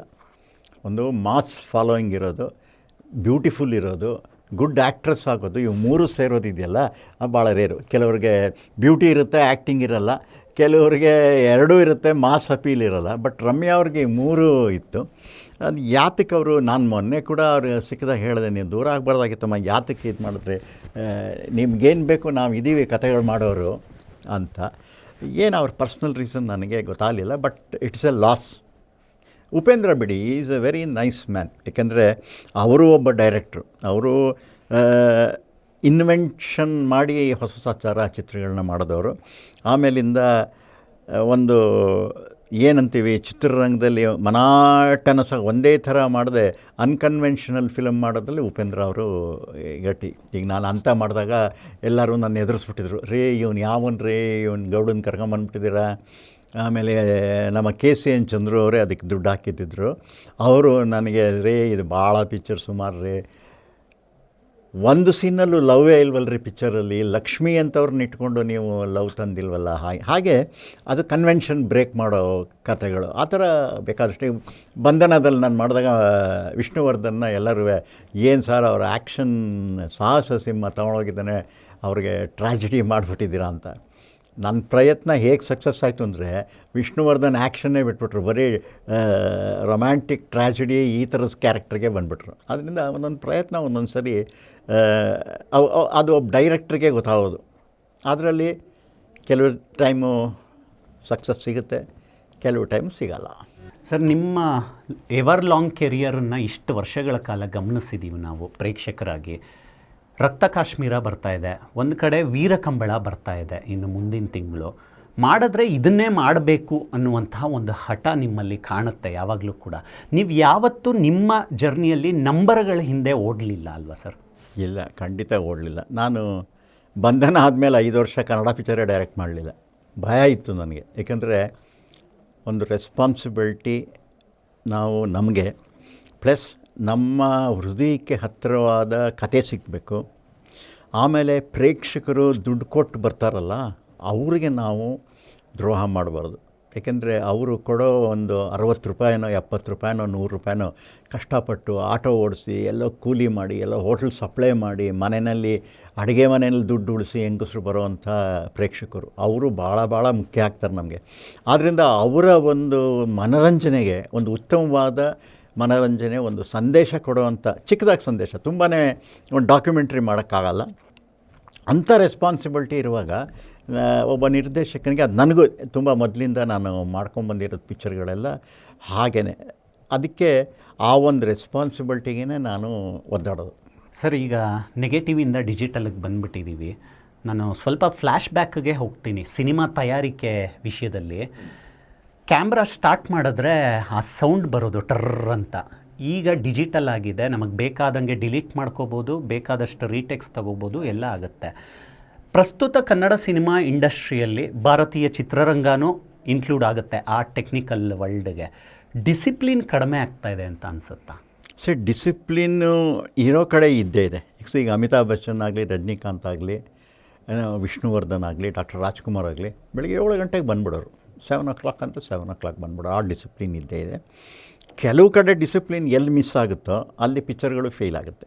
ಒಂದು, ಏಕೆಂದರೆ ನಾವು ಏನೇ ಕೆಲಸ ಮಾಡಿದ್ರೂ 100ಗೆ 200% ನಮ್ಮ ಶ್ರಮ ಹಾಕಿ ಬೆವರು ಸುಡಿಸಿ ಮಾಡಬೇಕು. ಮಿಕ್ಕಿದ್ದು ಒಂದು ಏನು ನಾವು ದೇವರು ಅಂತೀವೋ, ಇಲ್ಲ ನಮ್ಮ ಒಂದು ಪ್ರಯತ್ನಕ್ಕೆ ಸಿಕ್ಕಬೇಕು, ಒಂದು ಸಕ್ಸಸ್ ಸಿಕ್ಕಬೇಕು ಅಂತ ಮಾಡ್ತೀವೋ, ಇದು ಎಲ್ಲದಕ್ಕೂ ಮೇಲೆ ಒಂದು ಪ್ರಕೃತಿ ಅಂತ ಇರುತ್ತೆ. ಅದಕ್ಕೆ ನಾವು ಒಂದು ಭಯ ಬೀಳಬೇಕಾಗ್ತದೆ. ಏಕೆಂದರೆ ಪ್ರಕೃತಿನೇ ಮನುಷ್ಯನಿಗೆ ಒಂದು ಇನ್ಸ್ಪಿರೇಷನ್ನು. ಆದ್ದರಿಂದ ನಾವು ಮಾಡೋ ಕೆಲಸನ ಸಿನ್ಸಿಯರಾಗಿ ಮಾಡಬೇಕು. ಟೆಕ್ನಾಲಜಿಗೆ ಇವತ್ತು ಏನಾಗ್ತಿದೆ, ಈ ಟೆಕ್ನಾಲಜಿ ಬಂದಿದೆ, ಇದರಲ್ಲಿ ಪ್ಲಸ್ಸು ಇದೆ, ಮೈನಸ್ಸು ಇದೆ. ನಾನು ಎರಡೂ ಕೆಲಸ ಮಾಡಿರೋನು. ನಾನು ನೆಗೆಟಿವ್ ಇದ್ದಾಗಲೂ, ಕ್ಯಾಮ್ರಾ ಇದ್ದಾಗಲೂ ಮಾಡಿದ್ದು, ಈಗ ಡಿಜಿಟಲು ಮಾಡಿದ್ದೀನಿ. ಬಟ್ ಆದರೆ ಇವತ್ತಿನ ದಿವಸ ಕೆಲವರು they are feeling this digital is more expensive, more time consuming. ಆಮೇಲೆ ಏನು ನೆಗೆಟಿವ್ನಲ್ಲಿ ಬರ್ತಿತ್ತೋ ಆ ಟ್ರಾನ್ಸ್ಪರೆನ್ಸಿ ಇಲ್ಲ ಅಂಥೇಳಿ ಸ್ಟೀವನ್ ಸ್ಪೆಲ್ಬರ್ಗ್ ಕೂಡ ಮೊನ್ನೆ ಒಂದು ಸ್ಟೇಟ್ಮೆಂಟ್ ಕೊಟ್ಟಿದ್ದಾರೆ. I will do my last film till any lab is there in the world, I will do in negative ಅಂತ. ಕೆಲವರು ಮಾಡ್ತಾಯಿಲ್ಲ. ಈಗ ಮಣಿರತ್ನಮು ಕೂಡ ಮೊನ್ನೆ ಮಾಡಿದಾಗ ನಾನು ಅವರು ತುಂಬ ಸ್ನೇಹಿತರು. ಆ ನೆಗೆಟಿವ್ ಕೆಲವರೆಲ್ಲ ಈಗೇನು ಸ್ಟಾರ್ಟ್ ಮಾಡಿದ್ದಾರೆ, ದೊಡ್ಡ ದೊಡ್ಡ ಸೀನ್ಗಳೆಲ್ಲ ನೆಗೆಟಿವ್ ತೆಗೆದು ಪಿಕ್ಚರ್ನ 25% ಡಿಜಿಟಲ್ ಮಾಡ್ತಾಯಿದ್ದಾರೆ. ಸೊ ಹೀಗೆ ಎರಡೂ ಟೆಕ್ನಾಲಜಿನ ಹಳೇದನ್ನು ಮಿಕ್ಸ್ ಮಾಡಿ ಮಾಡ್ತಾಯಿದ್ದಾರೆ. ಅಡ್ವಾಂಟೇಜ್ ಇದೆ, ಬಟ್ ತುಂಬ time consuming and too much of expensive. Sir, Veerakambala making ನೋಡ್ತಾ ಇದ್ವಿ. ನಾವು ಸುಮಾರು ಸಲ ಮಾತಾಡ್ಕೊಳ್ತೀವಿ ಇಂಡಸ್ಟ್ರಿಯಲ್ಲಿ, ಡೆಡ್ಲಿ ಆದಿಯವ್ರಿಗೆ ಒಂದು ಗಟ್ಟಿ ಗೆಲುವು ಸಿಗಬೇಕು ಅಂತ. ನಿಮ್ಮ ಕಿವಿಗೂ ಬಿದ್ದಿರುತ್ತೆ, ಏನಕ್ಕಂದರೆ ಇಂಡಸ್ಟ್ರಿಯಲ್ಲಿ ತುಂಬ ಜನ ಗೆಳೆಯರನ್ನು ಸಂಪಾದನೆ ಮಾಡಿದ್ದೀರಾ. ವೀರಕಂಬಳದಿಂದ ಕಮ್ಬ್ಯಾಕ್ ಆಗ್ತಾರಾ ಆದಿಯವರು ಅಂತ? ಈಗ ಟೆರರ್ ಅಂತಲೂ ಒಂದು ಸಿನಿಮಾ ಮಾಡ್ತಿದ್ದಾನೆ, ಅದು ತುಂಬ ಚೆನ್ನಾಗಿ ಬಂದಿದೆ ಅಂತ ಹೇಳ್ತೀನಿ. ನಾನು ಇನ್ನೂ ನೋಡಿಲ್ಲ. ನಮ್ಮಲ್ಲಿ ನಮ್ಮ ಕತೆಗೆ ಅದು ಭಾಳ ಮುಖ್ಯವಾಗಿತ್ತು ಆ ಕ್ಯಾರೆಕ್ಟ್ರು. ಯಾಕಂದರೆ ಅದು ಒಂದು ಇನ್ಸಿಡೆಂಟು, ಪುತ್ತೂರಲ್ಲಿ ನಡೆದಿದ್ದ ಇನ್ಸಿಡೆಂಟ್ನ ಇಟ್ಕೊಂಡು, ನಾನು ಅವ್ರ ಹೆಸರು ಹೇಳೋಕ್ಕೆ ಇಷ್ಟಪಡೋದಿಲ್ಲ, ಆ ಕ್ಯಾರೆಕ್ಟ್ರಿಂದನೇ ಕತೆ ಸ್ಟಾರ್ಟ್ ಆಗೋದು. ಅದರಿಂದ ಆ ಕ್ಯಾರೆಕ್ಟ್ರನ್ನ ಮಾಡಿದ್ರೆ ಚೆನ್ನಾಗಿರುತ್ತೆ ಅಂತ ನಮ್ಮ ರೈಟ್ರ್ ಹೇಳಿದ್ರು. ನಾನು ಹೇಳಲಿಲ್ಲ. ನಮ್ಮ ವಿಜಯಕುಮಾರ್ ಕೊಡಿಯಲ್ ಬೈಲ್ ಅಂತ ಮಂಗಳೂರಲ್ಲಿ ತುಂಬ ದೊಡ್ಡ ರೈಟ್ರು. ಅವರು ಸರ್ ಇದನ್ನು ಆದಿ ಕೈಲಿ ಮಾಡಿಸೋಣ, ಸರಿ ಅಂತ ಮಾಡಿಸಿದ್ವಿ. ಸೊ ಇದೇನೆಂದರೆ ಪ್ರತಿಯೊಂದು ಪ್ರಯತ್ನ ನಡೀಬೇಕು. MGRಗೆ 42ನೇ ವರ್ಷದಲ್ಲಿ ಬಂತು ಸಕ್ಸಸ್. ಅಮಿತಾಬ್ ಬಚ್ಚನ್ಗೆ 15ನೇ ಪಿಕ್ಚರ್ ಆದಮೇಲೆ ಬಂತು. ರಾಜ್ಕುಮಾರ್ ಅವ್ರಿಗೆ 100ನೇ ಪಿಕ್ಚರ್ ಆದಮೇಲೆ ಒಂದು ಪೀಕ್ ಪೀರಿಯಡ್ ಬಂತು. ಹೀಗೆ ಮಾಡ್ತಾನೇ ಇರಬೇಕು. ಸಕ್ಸಸ್ ಯಾವಾಗ ಬರುತ್ತೆ, ಯಾವಾಗ ಹೋಗುತ್ತೆ ಅಂತ ಯಾರಿಗೂ ಗೊತ್ತಾಗಲ್ಲ. ಪ್ರಸ್ತುತ ಸಿನಿಮಾ ರಂಗದಲ್ಲಿ ಏನೇನಾಗ್ತಾ ಇದೆ ನೀವು ಅಬ್ಸರ್ವ್ ಮಾಡ್ತಾ ಇರ್ತೀರಾ ಸರ್? ಮಾರ್ಕೆಟ್ ಹೇಗೆ ಓಪನ್ ಆಗಿದೆ ಅನಿಸುತ್ತೆ? ನೀವು ಎಲ್ಲ ಸಿನಿಮಾಗಳನ್ನ ಏನೂ ಆಗಿಲ್ಲ. ಮಾರ್ಕೆಟ್ ದಿನ ಸಾಯ್ತಾ ಇದೆ. ಏನು ನಮ್ಮಲ್ಲಿ ಒಂದೇ ಸ್ಟೇಟು 8 ಭಾಷೆ 10 ಭಾಷೆ ನಡೆಯೋವಂಥ ಸ್ಟೇಟ್. ಮೊನ್ನೆ ಯಾರೋ ಹೇಳ್ತಿದ್ರು, ಒಂದು ಜಾಪ್ನೀಸ್ ಪಿಕ್ಚರ್ ಬಂದಿದೆ, ಅದು ಬೆಂಗಳೂರಲ್ಲಿ ಅಷ್ಟು ಸಕ್ಸಸ್ ಆಗಿಬಿಟ್ಟಿದೆ. ಭಾಷೆ ಜಾಪ್ನೀಸು ಅಂದರೆ ನಮ್ಮ ಜನ ಎಲ್ಲನೂ ವೆಲ್ಕಮ್ ಮಾಡ್ತಾರೆ. ಅಂದರೆ ನಮ್ಮ ಕನ್ನಡದವರು ಹೃದಯ ಅಷ್ಟು ದೊಡ್ಡದು. ಬಟ್ ಕನ್ನಡಕ್ಕೆ ಎಷ್ಟು ಜಾಗ ಸಿಕ್ಕಬೇಕು, ಸಿಕ್ಕಿಲ್ಲ ಅಂತ ನನ್ನದೊಂದು ಭಾವನೆ. ಯಾಕಂದರೆ ಅವ್ರು ಮಾತೆತ್ತಿದ್ರೆ ಬಾಹುಬಲಿ ಹೇಳ್ತಾರೆ, ಧುರಂಧರ್ ಹೇಳ್ತಾರೆ, ಮಹೇಶ್ ಬಾಬು ಪಿಕ್ಚರ್ ಅಂತಾರೆ. ನಮ್ಮಲ್ಲೂ ಒಳ್ಳೊಳ್ಳೆ ಆ್ಯಕ್ಟ್ಗಳಿದ್ದಾರೆ. ಈಗ ನಮ್ಮ ದರ್ಶನ್ಗೆ ಇದ್ದ ಒಂದು capacity, mythological, historical, social, action ಎಲ್ಲ ಮಾಡುವಂಥ ಒಬ್ಬ ಹೀರೋ ಇವತ್ತು ಮಹಾಭಾರತದಲ್ಲಿ ದುರ್ಯೋಧನ ಪಾರ್ಟ್ ಮಾಡಿದ್ದಾರೆ ಅಂದರೆ ಇಟ್ ವಾಸ್ 100% ದುರ್ಯೋಧನ. ಕಾಟೇರದಲ್ಲಿ ಮಾಡಿದ್ದಾರೆ ಅಂದರೆ ಕಾಟೇರದರನೇ ಇದ್ದರು. ಸಂಗೊಳ್ಳಿ ರಾಯಣ್ಣ ಮಾಡಿದ್ರು. ಈಗ Sudeep is also very good actor. ಈಗ ನಮ್ಮ ಬಾಹುಬಲಿ ಅವರು ಮಾಡಿದ್ರಲ್ಲ ನೊಣದೊಂದು ಕತೆ ಈಗ ಅದು. ಆಮೇಲೆ ಇನ್ನೂ ಒಳ್ಳೊಳ್ಳೆ ಪಿಕ್ಚರ್ಗಳನ್ನ ಹೊರಡಿದ್ದಾರೆ. ನಾವು ಯಶ್ ಈಗ ಎಲ್ಲೋ ಎಸ್ ಗಾನ್ ಸಮ್ವೇರ್ ಇಂಟರ್ನ್ಯಾಷನಲ್ ಲೆವೆಲ್ಗೆ ಹೋಗ್ಬಿಟ್ಟಿದ್ದಾರೆ. Is also very good actress. ನಮಗೆ ದೊಡ್ಡ ಲಾಸ್ ಆಗಿದ್ದು ಒಂದು ಕಡೆ ಪುನೀತ್ ಇಲ್ಲದೆ ಇರೋದೊಂದು ಇಂಡಸ್ಟ್ರಿಗೆ ತುಂಬ ದೊಡ್ಡ ಲಾಸ್ ಆಗೋಯ್ತು. ಇನ್ನೊಂದು ಏನೋ ದುರಾದೃಷ್ಟದಿಂದ ದರ್ಶನ್ ಅವ್ರು ನಮಗಿಲ್ದಿರೋದು. ಹೀಗಾಗಿ ನಮ್ಮ ಇಂಡಸ್ಟ್ರಿ ಒಂದು ವ್ಯಾಕ್ಯೂಮ್ ಆಗಿದೆ. ಇದ್ದಾರೆ ನಮ್ಮಲ್ಲಿ ಶಿವರಾಜ್ ಕುಮಾರು ತುಂಬ ಚೆನ್ನಾಗಿ ಮಾಡ್ತಾಯಿದ್ದಾರೆ. ಆದರೆ ನಮ್ಮ ಕನ್ನಡತನ ಉಳಿತಾ ಇಲ್ವಾ ಸಿನಿಮಾದಲ್ಲಿ ಅನ್ನೋದು ಒಂದು ದೊಡ್ಡ ಪ್ರಶ್ನೆ. ಈಗ ನಮಗೆ ಅದಾಗ್ಬಿಟ್ಟಿದೆ. ಏನು ನಮ್ಮ ಕನ್ನಡದ ಸಬ್ಜೆಕ್ಟೇ ಮಾಡಬೇಕಾ, ಕನ್ನಡದ ಬುಕ್ ಮಾಡಬೇಕಾ, ಇಲ್ಲ ಯಾರೋ ಮಾಡೋ ಅದರ್ ಲ್ಯಾಂಗ್ವೇಜಸ್ನವ್ರು ಇನ್ಸ್ಪಿರೇಷನ್ ಆಗಿ ಭಾರತಕ್ಕೆಲ್ಲ ಆಗುವಂಥ ಕತೆ ಮಾಡಬೇಕಾ, ನಮ್ಮ ಮಣ್ಣು ಬಿಟ್ಬಿಡ್ಬೇಕಾ ಅನ್ನೋ ಈ ಪ್ರಶ್ನೆಗಳೆಲ್ಲ ಈಗ ಎದ್ದಿದೆ. ಸರ್, ಕನ್ನಡ ಚಿತ್ರರಂಗದಲ್ಲಿ ಯಾರೂ ಕೈ ಹಾಕದೇ ಇರೋ ಒಂದು ಸಾಹಸಕ್ಕೆ, ಪ್ರಯೋಗಕ್ಕೆ ಕೈ ಹಾಕ್ತೀರಾ. ಅದು ಆಗಿದ್ದು ರಕ್ತ ಕಾಶ್ಮೀರ ವಿಷಯದಲ್ಲೇ. ಒಂದು ಹಾಡಲ್ಲಿ ಎಲ್ಲ ನಟರು ಬಂದು ಹೋಗ್ತಾರೆ. ಇದು it is not common thing. ಏನಕ್ಕಂದರೆ ನಾವು ಯಾವುದೋ ಗೆಸ್ಟ್ ರೋಲ್ಗೆ ಯಾವುದೋ ಒಬ್ಬ ನಟನನ್ನು ಕರೆದ್ರೆ 2 ಸಲ ಯೋಚನೆ ಮಾಡ್ತಾನೆ, ನಾನು ಈ ಸಿನಿಮಾದಲ್ಲಿ ಮಾಡೋದಾ ಬೇಡವಾ ಅಂತ. ಅದರ ಹಿಂದೆ ಬೇರೆ ಬೇರೆ ಕಾರಣಗಳು ಕೂಡ ಇರುತ್ತೆ. ಒಂದೇ ವೇದಿಕೆಯಲ್ಲಿ ಅಷ್ಟು ಶಕ್ತಿಗಳನ್ನು ಹಾಕೋದು ಎಷ್ಟು ಸವಾಲಾಗಿತ್ತು ನಿಮಗೆ? ನೋಡಿ, ನನಗೆ ದೇವ್ರ ದಯದಿಂದ ನನಗೆ ಯಾರೂ ಶತ್ರುಗಳಿಲ್ಲ. ನಾನು ಎಲ್ಲರ ಜೊತೆ ಸಿನಿಮಾ ಮಾಡ್ಕೊಂಡು ಬಂದಿದ್ದೀನಿ. ಈ ಒಂದು ಸಿಚುಯೇಷನ್ಗೆ ನನಗೇನಾಗಿತ್ತು, ಮಕ್ಕಳಿಗೆ ಈಗ ಚಾಲೆಂಜಿಂಗ್ ಸ್ಟಾರ್ ಅಂತ ಇಟ್ಟಿದ್ದಾರೆ, ಸಾಹಸ ಸಿಂಹ ಅಂತ ಇಟ್ಟಿದ್ದಾರೆ, ರೆಬಲ್ ಸ್ಟಾರ್ ಅಂತ ಇಟ್ಟಿದ್ದಾರೆ, ಪುನೀತ್ಗೆ ಪವರ್ ಸ್ಟಾರ್ ಅಂತ ಇಟ್ಟಿದ್ದಾರೆ. ಇವ್ರನ್ನೆಲ್ಲ ಸೇರಿಸ್ಕೊಂಡು ಮಕ್ಕಳಿಗೆ ಪವರ್ ಅಂದರೆ ಏನು ಲೈಫಲ್ಲಿ ಇರಬೇಕು, ಚಾಲೆಂಜಿಂಗ್ನ ಯಾವ ಥರ ಮೀಟ್ ಮಾಡಬೇಕು, ಯಾವ ಥರ ರೆಬಲ್ ಆಗಬೇಕು, ಯಾವ ಥರ ಸಾಹಸ ಸಿಂಹ ಆಗಬೇಕು, ಈ ಥರ ಇಟ್ಕೊಂಡು ಒಂದು ಹಾಡು ಮಾಡಿ ನಾನು ಹೆಂಗೂ ಇದು ಚಿಲ್ಡ್ರನ್ಸ್ ಬೇಸ್ಡ್ ಅರ್ಧ ಚಿಲ್ಡ್ರನ್ಸ್ ಫಿಲಮ್ ಆಗಿರೋದ್ರಿಂದ ಯಾತಕ್ಕೆ ಎಲ್ಲ ಹೀರೋಗಳನ್ನ ಕೇಳಿ ಒಂದು ಸೇರಿಸಬಾರ್ದು ಅಂತ ಒಂದು ಪ್ರಯತ್ನ ಪಟ್ಟೆ. ಅದಕ್ಕೆ ಅಂಥ ಒಂದು ರೆಸ್ಪಾನ್ಸ್ ಸಿಕ್ತು. ಎಲ್ಲ ನಟರು ಪಾಪ ಬಂದು 4-5 ದಿನ ನಮ್ಮ ಜೊತೆಲೇ ಇದ್ದು ಸ್ಟುಡಿಯೋಲ್ಲಿ ಸೆಟ್ ಹಾಕಿ, ಯಾಕೆಂದ್ರೆ ನಾನು ಔಟ್ಡೋರ್ಲಿ ಎಲ್ಲೂ ಮಾಡೋಕ್ಕಾಗಲ್ಲ, ಇಷ್ಟು ಜನದ ಫ್ಯಾನ್ಸು ಗಿನ್ಸು ಎಲ್ಲ ಬಂದುಬಿಟ್ರೆ ನಮ್ಮ ಕೈಲಿ ಕಂಟ್ರೋಲೇ ಸಿಗೋಲ್ಲ ಅಂಥೇಳಿ ಸ್ಟುಡಿಯೋದಲ್ಲಿ ಒಂದು ದೊಡ್ಡ ಸೆಟ್ ಹಾಕಿ ಸ್ಟುಡಿಯೋ ಒಳಗಡೆನೇ ಮಾಡಿ 5 ದಿವಸ ಇಷ್ಟು ಜನನೂ ಅಷ್ಟು ಅನ್ಯೋನ್ಯವಾಗಿ ಜೊತೆಲೇ ಊಟ ಮಾಡೋದು, ಜೊತೆಲೇ ಕಾಫಿ ಕುಡಿಯೋದು, ಬೆಳಗ್ಗೆ 9 ಗಂಟೆಯಿಂದ ರಾತ್ರಿ 9 ಗಂಟೆವರೆಗೂ ಸರ್ ಇನ್ನೂ ಒಂದು ದಿವಸ ಬೇಕಾದ್ರೆ ಮಾಡಿ ಅಂತ ಹೇಳಿ ಹೋದವ್ರೆ ವಿನ ಅದನ್ನು ನೋಡಿದಾಗ ನನಗೆ ಇವತ್ತೇನು ಅನ್ನಿಸುತ್ತೆ, ಆ ಒಂದು ಸೇರುವಿಕೆ ಇತ್ತಲ್ಲ ಎಲ್ಲರೂ, ನಾವೆಲ್ಲ ಕನ್ನಡದ ಮಕ್ಕಳು ಒಂದಾಗಿ ಬನ್ನಿ ಅಂತ ಹೇಳ್ತೀವಲ್ಲ, ಆ ಸ್ಲೋಗನ್ ಇಟ್ಕೊಂಡ್ರೆ ಇವತ್ತು ಆ ಥರ ಸಿನಿಮಾ ಮಾಡೋಕ್ಕಾಗ್ತಾಯಿಲ್ಲ. ಅದು ನನಗೂ ಚಾಲೆಂಜಿಂಗ್ ಇತ್ತು. Because no director can handle 13-14 heroes for 5 days. ಯಾಕೆಂದರೆ ನಮ್ಮಲ್ಲಿ ಭಾಳ ಸೂಕ್ಷ್ಮ. ಅವ್ರಿಗೊಂದು ಶಾರ್ಟ್ ತೆಗೆದ್ರೆ ಕ್ಲೋಸಪ್ ತೆಗೆದೆಯಾ, ಇವ್ರಿಗೆ ಲಾಂಗ್ ತೆಗೆದುಬಿಟ್ಟಿದೆಯಾ, ಹೀಗೆ ಎಲ್ಲೆಲ್ಲ ಇರುತ್ತೆ. ಬಟ್ ಆದರೆ ನನಗೆ ಯಾವುದೂ ಪ್ರಾಬ್ಲಮ್ ಆಗಲಿಲ್ಲ. ಅವರು 14 ಜನನೂ 5 ದಿನ ಜೊತೆಲೇ ಇದ್ದರು. ನನಗನ್ಸುತ್ತೆ ನಮ್ಮ ಇಂಡಸ್ಟ್ರಿ ಇವತ್ತು ಫೈಟ್ ಮಾಡ್ಬೇಕಾದ್ರೆ ಅದರ್ ಲ್ಯಾಂಗ್ವೇಜ್ಗೆ ಈ ಥರ ಕಾಂಬಿನೇಷನ್ ಪಿಕ್ಚರ್ಗಳು ಆಗಬೇಕು. ಆದರೆ ಹೊಸ ಹೊಸ ಥರ ಕಥೆಗಳು ಮಾಡ್ಬೋದು, ಎಲ್ಲ ಫ್ಯಾನ್ಸ್ನು ಒಟ್ಟುಗೂಡಿಸ್ಬೋದು. ಈಗ ನಾವು ಸ್ವಲ್ಪ ಒಬ್ಬೊಬ್ಬರಿಗೆ ಅಲ್ಲಿ ಇಲ್ಲಿ ವೈಮನ್ಸು ಬಡದಾಟ ಅಂತ ಇತ್ತೀಚೆಗೆ ನೋಡ್ತಾ ಇದ್ದೀವಿ. ಅದೆಲ್ಲ ಒಂದು ಮಾಯ ಆಗುತ್ತೆ, ನಮ್ಮ ಯೂನಿಟಿ ಗೊತ್ತಾಗುತ್ತೆ ಅನ್ನಿಸುತ್ತೆ ನನಗೆ. ಹಾಡು ತುಂಬ ವಿಸ್ಮಯಗೊಳಿಸುತ್ತೆ ನಮ್ಮನ್ನು. ಏನಕ್ಕಂದರೆ ಈ ಕಾಲದಲ್ಲಿ ಆ ಕೆಲಸನ ಮಾಡೋದಕ್ಕಾಗೋದಿಲ್ಲ. ತುಂಬ ಕಾರಣಗಳಿದೆ ಅದಕ್ಕೆ. ಎಲ್ಲರೂ ಅವರವರೇ ಆದಂಥ ಟೀಮ್ಗಳು ಮಾಡ್ಕೊಂಡಿದ್ದಾರೆ, ಅವರವ್ರದ್ದೇ ಸರ್ಕಲ್ಗಳನ್ನ ಕ್ರಿಯೇಟ್ ಮಾಡ್ಕೊಂಡಿದ್ದಾರೆ. ಒಂದು ಕೋಟ್ ಮಾಡಿ ಹೇಳ್ತೀನಿ ನಾನು, ಜಗ್ಗೇಶ್ ಸರು ಒಂದು ಸಲ ಬೇಜಾರಿಂದ ಹೇಳಿರ್ತಾರೆ, ಕನ್ನಡ ಚಿತ್ರರಂಗ ಇವತ್ತು ಒಡೆದ ಮನೆ ಆಗಿಬಿಟ್ಟಿದೆ ಅಂತ. ಅವ್ರವ್ರ ನಿರ್ಧಾರಗಳು ಅವ್ರು ತಗೊಳ್ತಾರೆ, ಸಮರ್ಥ ನಾಯಕತ್ವ ಇಲ್ಲ ಅಂತ. ಅದನ್ನು ಎಷ್ಟು ಬಿಲೀವ್ ಮಾಡ್ತೀರಾ ಸರ್ ನೀವು? ಸೊ ಆಗಿದೆ, ಅದರಲ್ಲಿ ಅರ್ಧ ಸತ್ಯ ಇದೆ. ಏಕೆಂದರೆ ನಮ್ಮಲ್ಲಿ ಯೂನಿಟಿ ಅನ್ನೋದೇ ಮಿಸ್ ಹೊಡಿತಾ ಇದೆ. ನಾವು ಯೂನಿಟ್ ಆಗಿದ್ದಾಗ, ರಾಜ್ಕುಮಾರ್ ಇದ್ದಾಗ ಆ ಯೂನಿಟಿ ಇತ್ತು. ಅವ್ರ ಆ ಒಂದು ವ್ಯಕ್ತಿತ್ವ, ಆ ಒಂದು ಪರ್ಸ್ನಾಲಿಟಿ. ಯಾಕಂದ್ರೆ ನಾವು ಹಲವಾರು ಹೋರಾಟಗಳಲ್ಲಿ ವಿಷ್ಣುವರ್ಧನ್ ಆಗಿರಲಿ, ಅಂಬರೀಷ್ ಆಗಿರಲಿ, ಸುದೀಪ್ ಆಗಿರಲಿ, ದರ್ಶನ್ ಆಗಿರಲಿ, ಅವರೊಂದು ಮಾತು ಕೊಟ್ಟರೆ ಎಲ್ಲರೂ ಬಂದ್ಬಿಡೋರು. ಆವಾಗ ನಮಗೆ ಗೊತ್ತಿತ್ತು ಪವರ್ ಆಫ್ ದಿ ಮ್ಯಾನ್. ಹಾಗೆ ಇವತ್ತು ನಮ್ಮಲ್ಲಿ ಲೀಡರ್ಗಳು ಇಲ್ಲ ಅಂತ ಒಂದು ಭಾವನೆ ಬಂದ್ಬಿಟ್ಟಿದೆ. ಇದೆ, ಲೀಡರ್ಸ್ ಇಲ್ಲದೆ ಇರಲ್ಲ. ಲೀಡ್ರನ್ನ ನಾವು ಹುಡುಕಿ ತೆಗಿಬೇಕು. ಹುಡುಕಿ ತೆಗೆದಾಗ ಖಂಡಿತ ಈಗ ಕೆಲವು ಕತೆಗಳಿಗೆ 2-3 ಜನ ಹೀರೋಗಳು ಬೇಕಾಗುತ್ತೆ. ಅವ್ರು ಮಾಡ್ತೀವಿ ಅಂದಾಗ ಡೆಫಿನೆಟಾಗಿ ಮುಂದೆ ಬರ್ತಾರೆ. ಆಮೇಲಿಂದ ಆ ಥರ ಚಿತ್ರಗಳನ್ನು, ಆ ಥರ ಕತೆಗಳನ್ನ ಹುಡ್ಕೋದು ಒಂದು ದೊಡ್ಡ ಸವಾಲಾಗುತ್ತೆ. ಅದರಲ್ಲಿ ಡೈರೆಕ್ಟ್ರ್ ಭಾಳ ಇಂಪಾರ್ಟೆಂಟ್ ಆಗ್ತಾನೆ. ಒಬ್ಬ ಆ್ಯಕ್ಟ್ರು ಡೈರೆಕ್ಟ್ರನ್ನ ಎಷ್ಟು ನಂಬ್ತಾನೆ ಅಂತ. ಅವ್ರು 14 ಜನ ನಂಬಿದ್ರು. ಐ ಥಿಂಕ್ ನನಗೆ ತಿಳಿದ ಮಟ್ಟಿಗೆ ಇನ್ನೊಬ್ಬ ಡೈರೆಕ್ಟ್ರ್ ಕೈಲಿ ಅದು ಸಾಧ್ಯನೇ ಇಲ್ಲ ಅಂತ ಕಾಣಿಸುತ್ತೆ. It is impossible. ನಾನು ಒಂಥರ ಪ್ರೊಫೆಷ್ನಲ್ ಚಾಲೆಂಜಾಗಿ ಹೇಳ್ಬೋದು, ಯಾರ್ಯಾರು ತಾಕತ್ತಿದ್ರೆ ಸೇರಿಸಿ, ಆ ಥರ ಇಬ್ಬರನ್ನ ಸೇರಿಸಿ ಸಾಕು, ಇಬ್ಬರನ್ನ.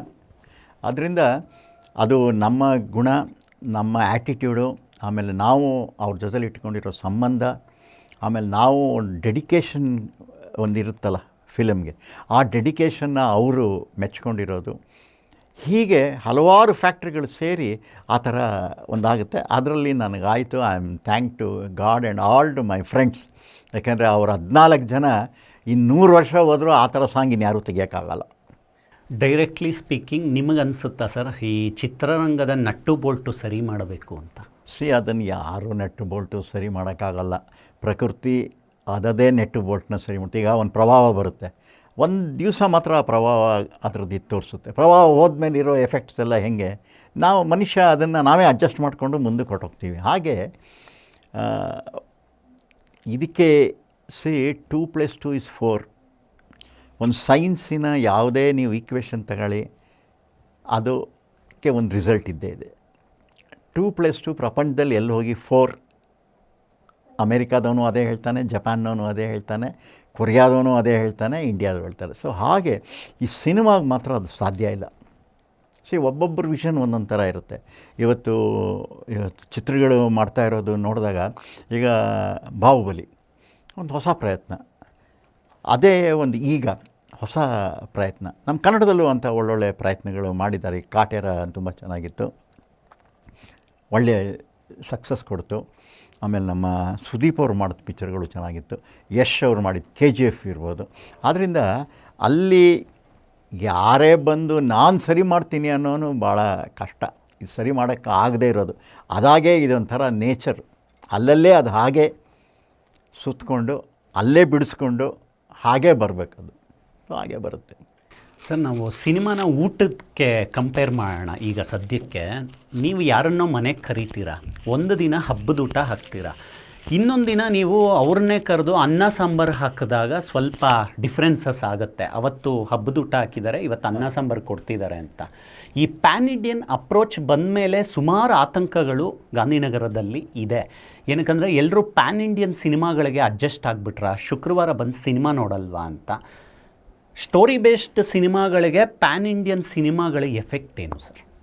ಸ್ಟೋರಿ ಬೇಸ್ಡು ನಮ್ಮ ನೆಲದ ಕತೆ, ನಮ್ಮ ಕ್ಯಾರೆಕ್ಟರ್ಸಿ ನಮ್ಮ ಹುಬ್ಳಿಯವನಾಗಬೇಕು, ನಮ್ಮ ಬೆಳಗಾವನಾಗಬೇಕು, ನಮ್ಮ ಮೈಸೂರಿನವನಾಗಬೇಕು, ನಮ್ಮ ಮಂಡ್ಯದವನಾಗಬೇಕು, ನಮ್ಮ ಗುಲ್ಬರ್ಗಾದವನು. ಅದು ಒಂದು ನಮ್ಮ ಆಡಿಯನ್ಸ್ಗೆ ರಿಲೇಷನ್ ಇರುತ್ತೆ. 6 ಕೋಟಿ ಜನದಲ್ಲಿ ಯಾರೇ ಒಬ್ಬ ಅವನು ಹುಬ್ಳಿಯವನಾಗಿರ್ಬೋದು, ಬೆಳಗಾವಿ ಇರುತ್ತೆ. ಈ ಕೆಲವು ಕತೆ ಈ ಪ್ಯಾನ್ ಇಂಡಿಯಾ ಅಂತ ಹೋದಾಗ ನಾವು ಒಂಥರ ಡಿಸ್ಟೆನ್ಸ್ ಆಗಿಬಿಡ್ತೀವಿ. ಅದಕ್ಕೆ ಸ್ಪಂದಿಸಲ್ಲ ನಮ್ಮ ಒಂದು ಪರಿಸರ, ನಮ್ಮ ಒಂದು ಜನಜೀವನ, ನಮ್ಮ ಒಂದು ರಿಲೇಷನ್ಶಿಪ್ಸು. ಇದು ಪ್ಯಾನ್ ಇಂಡಿಯಾ ಮಾಡಿದಾಗ ಯಾವುದೋ ಪಂಜಾಬ್ ಆಗಿಬಿಡುತ್ತೆ, ಯಾವುದೋ ರಾಜಸ್ಥಾನ ಆಗಿಬಿಡುತ್ತೆ, ಯಾವುದೋ ಮರಾಠ ಆಗಿಬಿಡುತ್ತೆ. ಈ ಥರ ಹೋದಾಗ ಅದು ಕಾನ್ಸಂಟ್ರೇಷನ್ ಸಿಗೋಲ್ಲ, ಪೀಸ್ ಆಗಿಬಿಡುತ್ತೆ. ಯಾವುದೋ ಒಂದು ಪಿಕ್ಚರ್ 2 ಪಿಕ್ಚರ್ ಹೊರಟೋಯ್ತು ಅಂತ ನಾವು ಅದನ್ನೇ ಫಾಲೋ ಮಾಡೋಕ್ಕಾಗಲ್ಲ. ಬಟ್ ಓಕೆ, ಅದು ಪ್ರಯತ್ನ ಪಡೋದ್ರಲ್ಲಿ ತಪ್ಪಿಲ್ಲ. ಬಟ್ ಆದಾಗ ಇಲ್ಲಿ ನಾವು ನಮ್ಮ ಮಣ್ಣನ್ನು ಬಿಟ್ಬಿಡ್ತೀವಲ್ಲ ಅನ್ನೋದೇ ಒಂದು ಭಾಳ ಮುಖ್ಯ ಆಗುತ್ತೆ. KGF, ಕಾಂತಾರ ಚಿತ್ರಗಳ ಇಂಪ್ಯಾಕ್ಟು ಒಬ್ಬ ನಿರ್ದೇಶಕನಾಗಿ ಹೇಗೆ ಕಾಣಿಸುತ್ತೆ ನಿಮಗೆ? ಅಲ್ಲ, ನಿಜವಾಗ್ಲೂ ಎರಡೂ ವೆಲ್ಕಮ್. ಬಿಕಾಸ್ ಏನು ಅಂದರೆ ಆಲ್ ಇಂಡಿಯಾ ಲೆವೆಲಲ್ಲಿ KGF ಒಂದು ಮಾಡಿದ್ದು, ನಮ್ಮಲ್ಲೂ ಟೆಕ್ನಿಷಿಯನ್ಸು, ನಮ್ಮಲ್ಲೂ ಅಟೆಂಪ್ಟ್ಸು, ನಮ್ಮಲ್ಲೂ ಈ ಥರ ಇದು ಮಾಡ್ಬೋದು ಅಂತ ಈ ಒಂಬಾಳೆ ಫಿಲ್ಮ್ಸ್ನವರು ವೆರಿ ಗುಡ್ ಮೇಕರ್ಸ್. ಯಾಕೆಂದರೆ ಒಬ್ಬ maker is also very very important. ಅದಕ್ಕೆ ನಮ್ಮ ಕಾಂತಾರ ಕೂಡ ಅದು ಒಂದು ಲೋಕಲ್ ಕತೆ ನೋಡಿ, ಅದು ತುಳುನಾಡಿನ ಒಂದು ದೈವಕ್ಕೆ ಸಂಬಂಧಪಟ್ಟಿದ್ದ ಕತೆ. ಅದು ಅಲ್ಲಿ ಮಣ್ಣಿನ ವಾಸನೆ ಬರುತ್ತೆ. KGF ಒಂಥರ ಮಣ್ಣಿನ ವಾಸನೆ, because it is part of Kannada. KGF ಅನ್ನೋದು ಕೋಲಾರ್ ಗೋಲ್ಡ್ ಮೈನ್ಸಲ್ಲಿ ಏನಾಯಿತು ಅನ್ನೋದು ನಮ್ಮ ಕನ್ನಡ. ಅದು ಯಾವುದೋ ಬೇರೆ ಭಾಷೆ, ಬಿಹಾರೋ ಜಾರ್ಖಂಡೋ ಅಲ್ಲ. ಹಾಗೆ ಎಲ್ಲೋ ಒಂದು ಕಡೆ ಇಂಟರ್ಲಿಂಕ್ ಇದೆ ನೋಡಿ. ಅದು ನಮ್ಮ ನೆಲದ ಭಾಷೆ, ಅವು ನೆಲದ ಕಥೆಗಳು ಅವು. ಅದಕ್ಕೆ we are very happy. Sir, ನಿಮ್ಮ ಫಿಲ್ಮೋಗ್ರಫಿ ನೋಡಿದಾಗ ನೀವು ಎಲ್ಲ ಜಾನರ್ಗಳನ್ನೂ ನಾನು ಟ್ರೈ ಮಾಡಬೇಕು ಅನ್ನುವಂಥ ಒಂದು ಪ್ರಯತ್ನ ಕಾಣುತ್ತೆ, ತುಡಿತ ಕಾಣುತ್ತೆ. ನೀವು ಕ್ರೈಮ್ ಜಾನರ್ಗೂ ಹೋಗ್ತೀರಾ, ಅಂತ ಮಾಡ್ತೀರಾ, ಆಮೇಲೆ ಎಮೋಷ್ನಲ್ ಓಪನ್ ಆಗುತ್ತೆ, ಬಂಧನ ಬರುತ್ತೆ, ಒಂದು ಕಡೆ ಕರ್ಣ ಬರುತ್ತೆ, ಅದಾದಮೇಲೆ ಮತ್ತೆ ವಾರಕ್ಕೆ ಬರ್ತೀರಾ, ಮುತ್ತಿನ ಹಾರ ಬರುತ್ತೆ, ಅದಾದಮೇಲೆ ಸಡನ್ನಾಗಿ ಕಾಮಿಡಿಗೆ ಬಂದುಬಿಡ್ತೀರಾ, ಕೋತಿಗಳು ಸರ್ ಕೋತಿಗಳು, ಕುರಿಗಳು ಸರ್ ಕುರಿಗಳು. ಈಗ ಅನಿಸುತ್ತಾ ಸರ್ ಡೈರೆಕ್ಟರ್ಗಳು ತುಂಬ ಟೈಮ್ ತಗೊಳ್ತಾರೆ ಒಂದು ಸಿನಿಮಾ ಮಾಡೋದಕ್ಕೆ, ಆ ಸ್ಪೀಡ್ ಹೋಯಿತು ಅಂತ? ನನ್ನ ಪ್ರಕಾರ ಹೇಳ್ಬೇಕಾದ್ರೆ ನನಗೇನಿತ್ತು ಅಂದರೆ, ನಾನೊಬ್ಬ MBBS ಡಾಕ್ಟ್ರು. ಈಗ MBBS ಡಾಕ್ಟ್ರು ಕೆಲವರು ಕಣ್ಣಿಗೆ ಇರ್ತಾರೆ, ಕೆಲವರು ಹೃದಯಕ್ಕಿರ್ತಾರೆ, ಕೆಲವರು ಬೋನ್ಸ್ಗಿರ್ತಾರೆ, ಕೆಲವರು ಇಂಟೆಸ್ಟೈನ್ಗಿರ್ತಾರೆ ಡಾಕ್ಟ್ರುಗಳು. MBBS ಓದಿರೋದು. ಬಟ್ ನನಗೆ ಐ ವಾಂಟೆಡ್ ಟು ಬಿ ಎಲ್ಲ ಇದಕ್ಕೆ ಔಷಧಿ ಕೊಡೋವಂಥ ಡಾಕ್ಟ್ರ್ ಆಗಬೇಕು ಅಂತ. ಸೊ ಅದಕ್ಕೆ ನಾನು ಆ ಥರನೇ ಟ್ರೈ ಮಾಡ್ಕೊಂಬಂದೆ. ಸೇಮ್ ಮೈ ನಾಗರಹೊಳೆ ಯಾರು ಇಂಡಿಯಾದಲ್ಲಿ ಅದುವರೆಗೂ ಆ ಥರ ಪ್ರಯತ್ನನೇ ಪಟ್ಟಿರಲಿಲ್ಲ. ಸಿಂಹದ ಮರಿ ಸೈನ್ಯ, ಜಯಾ ಬಹದ್ದೂರಿ ನೋಡಿಬಿಟ್ಟು ನನಗೆ ಅಷ್ಟು ಸಭಾಷ್ ಅಂದ್ಬಿಟ್ಟು ಬಾಂಬೆಗೆ ಕರ್ಕೊಂಡೋಗಿ 100% ಟ್ಯಾಕ್ಸ್ ಫ್ರೀ ಕೊಟ್ಟರು ಆ ಕಾಲದಲ್ಲಿ. ಅದು ಆ ಕಾಲದಲ್ಲೇ 2 ಕೋಟಿ ರೂಪಾಯಿ ಬಿಸ್ನೆಸ್ ಮಾಡಿಬಿಡ್ತು ಹಿಂದಿ ಮಾರ್ಕೆಟಲ್ಲಿ. ಪ್ಯಾರಿಸ್ಗೆ ಫಿಲಮ್ ಫೆಸ್ಟಿವಲ್ಗೆ ಹೊರಟೋಯ್ತಲ್ಲ, ಅಲ್ಲಿ ಪ್ಯಾರಿಸ್ಗೆ ಹೋಗಿದ್ದೆ ನಾನು. ಹೀಗೆ ನಾನು ಎಲ್ಲ ಜಾನ್ರ್ ಮಾಡಬೇಕು ಅನ್ನೋದೇ ನಾನು ಮೊದಲಿಂದ ಉದ್ದೇಶ ಇದ್ದಿದ್ದರಿಂದ ನಾನು ಕಾಮಿಡಿ, ಲವ್, ವಾರ್, ಆಮೇಲಿಂದ ಮುಂಗಾರಿನ ಮಿಂಚು ಅಂತ ಒಂದು ಕ್ಲಾಸಿಕ್, ಅದಕ್ಕೆ ನ್ಯಾಷನಲ್ ಅವಾರ್ಡ್ ಬಂತು. ಹೀಗೆ ಹಲವಾರು ಹ್ಯೂಮನ್ ಎಮೋಷನ್ಸ್ನ ಟಚ್ ಮಾಡಬೇಕು ಅಂತ ನನ್ನ ಒಂದು ಮನಸ್ಸಿನಲ್ಲಿತ್ತು. ಅದು ದೇವ್ರ ಜೊತೆಯಿಂದ ಅದಕ್ಕೆ ನನ್ನ ಜೊತೆ ರೈಟರ್ಸು, ಆಮೇಲೆ ನಾನು ಪ್ರೇಕ್ಷಕರನ್ನೂ ತುಂಬ ಇದು ಮಾಡ್ತೀನಿ. ಯಾಕೆಂದರೆ ಇವತ್ತು most neglected man is audience. ನಾವು ಯಾರೂ ಆಡಿಯನ್ಸ್ಗೆ ಬೆಲೆನೇ ಕೊಡ್ತಿಲ್ಲ. ನಾನು ಮೊದಲೇ ಹೇಳ್ದಂಗೆ ಒಬ್ಬ ಆಡಿಯನ್ಸು ನಮ್ಮ ಥಿಯೇಟ್ರಿಗೆ 2.5 ಗಂಟೆ ಅವನ್ನ ಕೂಡಾಕ್ಬಿಡ್ತೀವಿ ನಾವು. ಅವನ ಹತ್ರ ದುಡ್ಡು ಇಸ್ಕೊಂಡು 70, 100, 200 ತೊಗೊಂಡು ನಾವು ಏನು ಕೊಡ್ತೀವೋ ಅದೆಲ್ಲ ನೋಡಬೇಕು. ಅವನು ಒಳ್ಳೆಯದು ಕೊಡ್ತೀವಿ, ಕೆಟ್ಟದ್ದು ಕೊಡ್ತೀವಿ. ಈ ಥರದಲ್ಲಿ ಆ ಪ್ರೇಕ್ಷಕನ ಇದನ್ನು ಸಹಿಸ್ಕೊಂಡು ಕನ್ನಡ ಅಂತ ಒಂದು ಅಭಿಮಾನಕ್ಕೆ ಆತ ಒಂದು ಸಿನಿಮಾ ನೋಡ್ತಾನಲ್ಲ, ತನ್ನ ದುಡ್ಡು ಕೊಟ್ಟು, ತನ್ನ ಹಾರ್ಡ್ ಅಂಡ್ ಮನ್ ಕೊಟ್ಟು, ನಾವು ಅವನಿಗೆ ಏನು ಕೊಡಬೇಕು ಅನ್ನೋದು ಭಾಳ ಮುಖ್ಯ ಆಗುತ್ತೆ ನಮಗೆ. ಬಿಕಾಸ್ ಪ್ರೇಕ್ಷಕ ಅಭಿಮಾನಿಗಳು, ರಾಜ್ಕುಮಾರ್ ಹೇಳ್ದಂಗೆ ಅಭಿಮಾನಿ ದೇವರುಗಳವರು. So they are gods. ಅದನ್ನು ನಾವು ಇವತ್ತು ಮರಿಕೂಡ್ದು, ಅವ್ರನ್ನ ಇಟ್ಕೊಂಡು ಮನಸ್ಸಿನಲ್ಲೇ ನಾವು ಸಿನಿಮಾ ಮಾಡಬೇಕು. ಏಕೆಂದರೆ ಅವ್ನು ಕೊಡೋ 300-400 ರೂಪಾಯಿಗೆ ನಾವು ಏನು ಕೊಡ್ತೀವಿ ಎಂಟರ್ಟೈನ್ಮೆಂಟು, ಅದರಲ್ಲಿ ಒಳ್ಳೆ ಎಂಟರ್ಟೈನ್ಮೆಂಟ್ ಆಗಿರಬೇಕು, ಅದರಲ್ಲಿ ಸ್ವಲ್ಪ ಮೆಸೇಜ್ ಇರಬೇಕು, ಅದರಲ್ಲಿ ಒಂದು ಸಾಹಿತ್ಯದ ದೃಷ್ಟಿ ಏನಿದೆ, ಆಮೇಲಿಂದ ನಮ್ಮ ಮನುಷ್ಯನ ಹ್ಯೂಮನ್ ನೇಚರ್ ಏನಿದೆ, ಆಮೇಲೆ ಎಮೋಷನ್ಸ್ ಏನಿದೆ, ನಗು ಏನಿದೆ, ಕಣ್ಣೀರೇನಿದೆ, ಉಲ್ಲಾಸ ಕೊಡುವಂಥ ಈ ಥರದ್ದೆಲ್ಲನೂ ಆ ಒಂದು ಸಬ್ಜೆಕ್ಟಲ್ಲಿ ಇರಬೇಕಾಗ್ತದೆ. ಒಂದು ಪೀಕ್ ಪಾಯಿಂಟ್ ಬರುತ್ತೆ ಸರ್ ನಿಮ್ಮ ಕೆರಿಯರಲ್ಲಿ. ನೀವು ಜಿತೇಂದ್ರ ಹೇಮಮಾಲಿನಿಗೆ ಒಂದು ಸಿನಿಮಾ ಮಾಡ್ತಾ ಇರ್ತೀರಾ, ಸೈಮೆಂಟೇನಿಯಸ್ಲಿ ಕನ್ನಡದಲ್ಲಿ ಬ್ಯುಸಿಯಾಗಿರ್ತೀರಾ. ಯಾವತ್ತಾದರೂ ಈಗ ಸುಮ್ಮನೆ ಕೂತ್ಕೊಂಡು ಯೋಚನೆ ಮಾಡಿದಾಗ ಅನಿಸುತ್ತಾ ಬೇರೆ ಬೇರೆ ಭಾಷೆಗಳಲ್ಲೂ ನನ್ನ ಕಥೆಗಳನ್ನ ಟ್ರೈ ಮಾಡ್ಬೋದಾಗಿತ್ತಾ ಅಂತ, ಅಥವಾ ಈಗ ಇರೋದಕ್ಕೆ ತೃಪ್ತಿ ಇದೆಯಾ? ಇಲ್ಲ, ನನಗೆ ಆ ಥರ ಬಂದಾಗ ಅಂಥ ಅಲ್ಲಿಗೆ ನಾನು ತೊಗೊಂಡೋಗಿದ್ದೆ. ಆ್ಯಕ್ಚುಲಿ ಬಂಧನ ರಾಜೇಶ್ ಖನ್ನಾ ಮಾಡಬೇಕಾಗಿತ್ತು, ಯಾವುದೋ ಒಂದು ಇದಾಯಿತು. ಮುಂಗಾರಿನ ಮಿಂಚು ನಾವು ಮಾಡೋದಕ್ಕೆ ಹಿಂದಿನದೆಲ್ಲ ಆಗಿತ್ತು. ಅಷ್ಟೊತ್ತಿಗೆ ಅದೇ ಥರದ್ದೊಂದು ಯಾವುದೋ ಒಂದು ರೆಸೆಂಬಲ್ ಕತೆ ಬಂದಿದೆ ಅಂತೇಳಿ ಅದು ಡ್ರಾಪ್ ಮಾಡಿದ್ವಿ. ಹ್ಯೂಮನ್ ಎಮೋಷನ್ಸ್ ಎಲ್ಲೋದ್ರೂ ಒಂದೇ. ಹ್ಯೂಮನ್ ಎಮೋಷನ್ಸ್ ಎಲ್ಲಿ ಕರೆಕ್ಟಾಗಿರುತ್ತೆ ಒಂದು ಫಿಲಮಲ್ಲಿ, ಅದು ಅಮೇರಿಕಾಲೂ ಆಗುತ್ತೆ, ಚೈನಾಲೂ ಆಗುತ್ತೆ, ನಾಳೆ ಮೂನ್ನಲ್ಲೂ ಆಗುತ್ತೆ. ಯಾಕೆಂದರೆ ಒಂದು ಕಣ್ಣೀರು, ಒಂದು ನಗು, ಇವೆರಡು ಮೋಸ್ಟ್ ಇಂಪಾರ್ಟೆಂಟ್. ಇದಕ್ಕೆ ದುಡ್ಡು ಬೇಕಾಗಿಲ್ಲ. ನೀವು ಅಳಿಸೋಕ್ಕೆ, ನಗ್ಸೋಕ್ಕೆ ನಿಮ್ಮ ಸೀನ್ಗಳು ಚೆನ್ನಾಗಿರಬೇಕು. ಸೊ ಅದನ್ನು ಯಾವ ಥರ ಪ್ರೇಕ್ಷಕನಿಗೆ ತಲುಪಿಸಿ ಅವನಿಂದ ಆ ಫಲಿತಾಂಶ ತಗೊಳ್ತೀವಿ ಅನ್ನೋದೇ ಡೈರೆಕ್ಟ್. ಸರ್, ಒಬ್ಬ ಸೃಷ್ಟಿಕರ್ತನಿಗೆ, ನಿರ್ದೇಶಕನಿಗೆ ಮುಂದೆ ಏನಾಗುತ್ತೆ ಅನ್ನುವಂಥ ಒಂದು ಅಸಂಪ್ಷನ್ ಇರುತ್ತಂತೆ, ಕಲ್ಪನೆ. ಒಬ್ಬ ದಾರ್ಶನಿಕ ಅಂತ ನಿಮ್ಮನ್ನು ನಾವು ಕಲ್ಪಿಸ್ಕೊಂಡ್ರೆ ಮುಂದಿನ 10 ವರ್ಷಗಳು ಏನಾಗಿರ್ಬೋದು ಸರ್ ನಿಮ್ಮ ಅಂದಾಜು? ಏನೇನು ಟೆಕ್ನಾಲಜಿ ಈಗ ಬರುತ್ತೆ ಅಂತ ಚಾಲೆಂಜಿಂಗ್ ಆಗಿದೆ. ಈಗ ಕಂಪ್ಯೂಟರ್ ಗ್ರಾಫಿಕ್ ಬಂತು. I think computer graphic will be a worst thing and big enemy of the industry. ಅದಕ್ಕೆ ಹೆಂಗಾಗ್ಬಿಡುತ್ತೆ ಅಂತ ಹೇಳಿದ್ರೆ, ಅದು ಜನ ಅದನ್ನು ಇನ್ಮೇಲೆ ಉಗಿಯೋಕ್ಕೆ ಸ್ಟಾರ್ಟ್ ಮಾಡ್ತಾರೆ. ಕೇಳ್ತಾರೆ, ಪಿಕ್ಚರಲ್ಲಿ ಗ್ರಾಫಿಕ್ ಇದೆಯಾ, ನಾವು ಹೋಗಲ್ಲ ಅಂತಾರೆ. ಏಕೆಂದರೆ ಅಷ್ಟು ಗ್ರಾಫಿಕ್ ಬಂದ್ಬಿಟ್ಟು ಆ ನ್ಯಾಚುರಲ್ ಫೀಲಿಂಗೇ ಹೋಗ್ಬಿಟ್ಟಿದೆ. People wants to go back to natural feeling and they don't want the too much of graphic. ಎಲ್ಲ ಲಾರ್ಜರ್ ದೆನ್ ದಿ ಲೈಫಲ್ಲಿ ಎಷ್ಟು ಅಂತ ತೋರಿಸ್ತೀರ, ಅದರಲ್ಲಿ ಫೀಲಿಂಗೇ ಇರಲ್ಲ. ಈಗ ನೆಕ್ಸ್ಟ್ ಚಾಲೆಂಜಿಂಗ್ ಅಂತಾರೆ ಆರ್ಟಿಫಿಷಿಯಲ್ ಇಂಟೆಲಿಜೆನ್ಸ್ ಅಂತಿದ್ದಾರೆ. ಏನೇ ಆರ್ಟಿಫಿಷಿಯಲ್ ಇಂಟೆಲಿಜೆನ್ಸ್ ಮಾಡಿದ್ರೂ ಒಂದು ಹ್ಯೂಮನ್ ಬ್ರೈನ್ ಬೇಕೇ ಬೇಕು ಅದಕ್ಕೆ ಪ್ರಾಂಪ್ಟ್ ಮಾಡೋಕ್ಕೆ. So then a director or an actor has to be there in reality. ಇದೆಲ್ಲ ಟೆಂಪ್ರರಿ ಫೇಸ್ಗಳು ಬಂದು ಹೋಗುತ್ತೆ. ಸೊ ಈಗ ಮೊನ್ನೆ ಅವತಾರ್ ನೋಡಿದೆ. ಸೊ ಯಾಕೆ ಅಂತ ಹೇಳಿದ್ರೆ ಅವತಾರ್ ಜೇಮ್ಸ್ ಕ್ಯಾಮರೊಂದು ಎಷ್ಟು ಅವ್ರಿಗಿಂತ ಟೆಕ್ನಾಲಜಿ ಇನ್ನು ಮುಟ್ಟೋರಿಲ್ಲ ಈಗ ಅವತಾರ್ ನೋಡಿದ್ಮೇಲೆ. ಬಟ್ ಅಲ್ಲೂ ಎಮೋಷನ್ಸ್ ಭಾಳ ಇಂಪಾರ್ಟೆಂಟ್.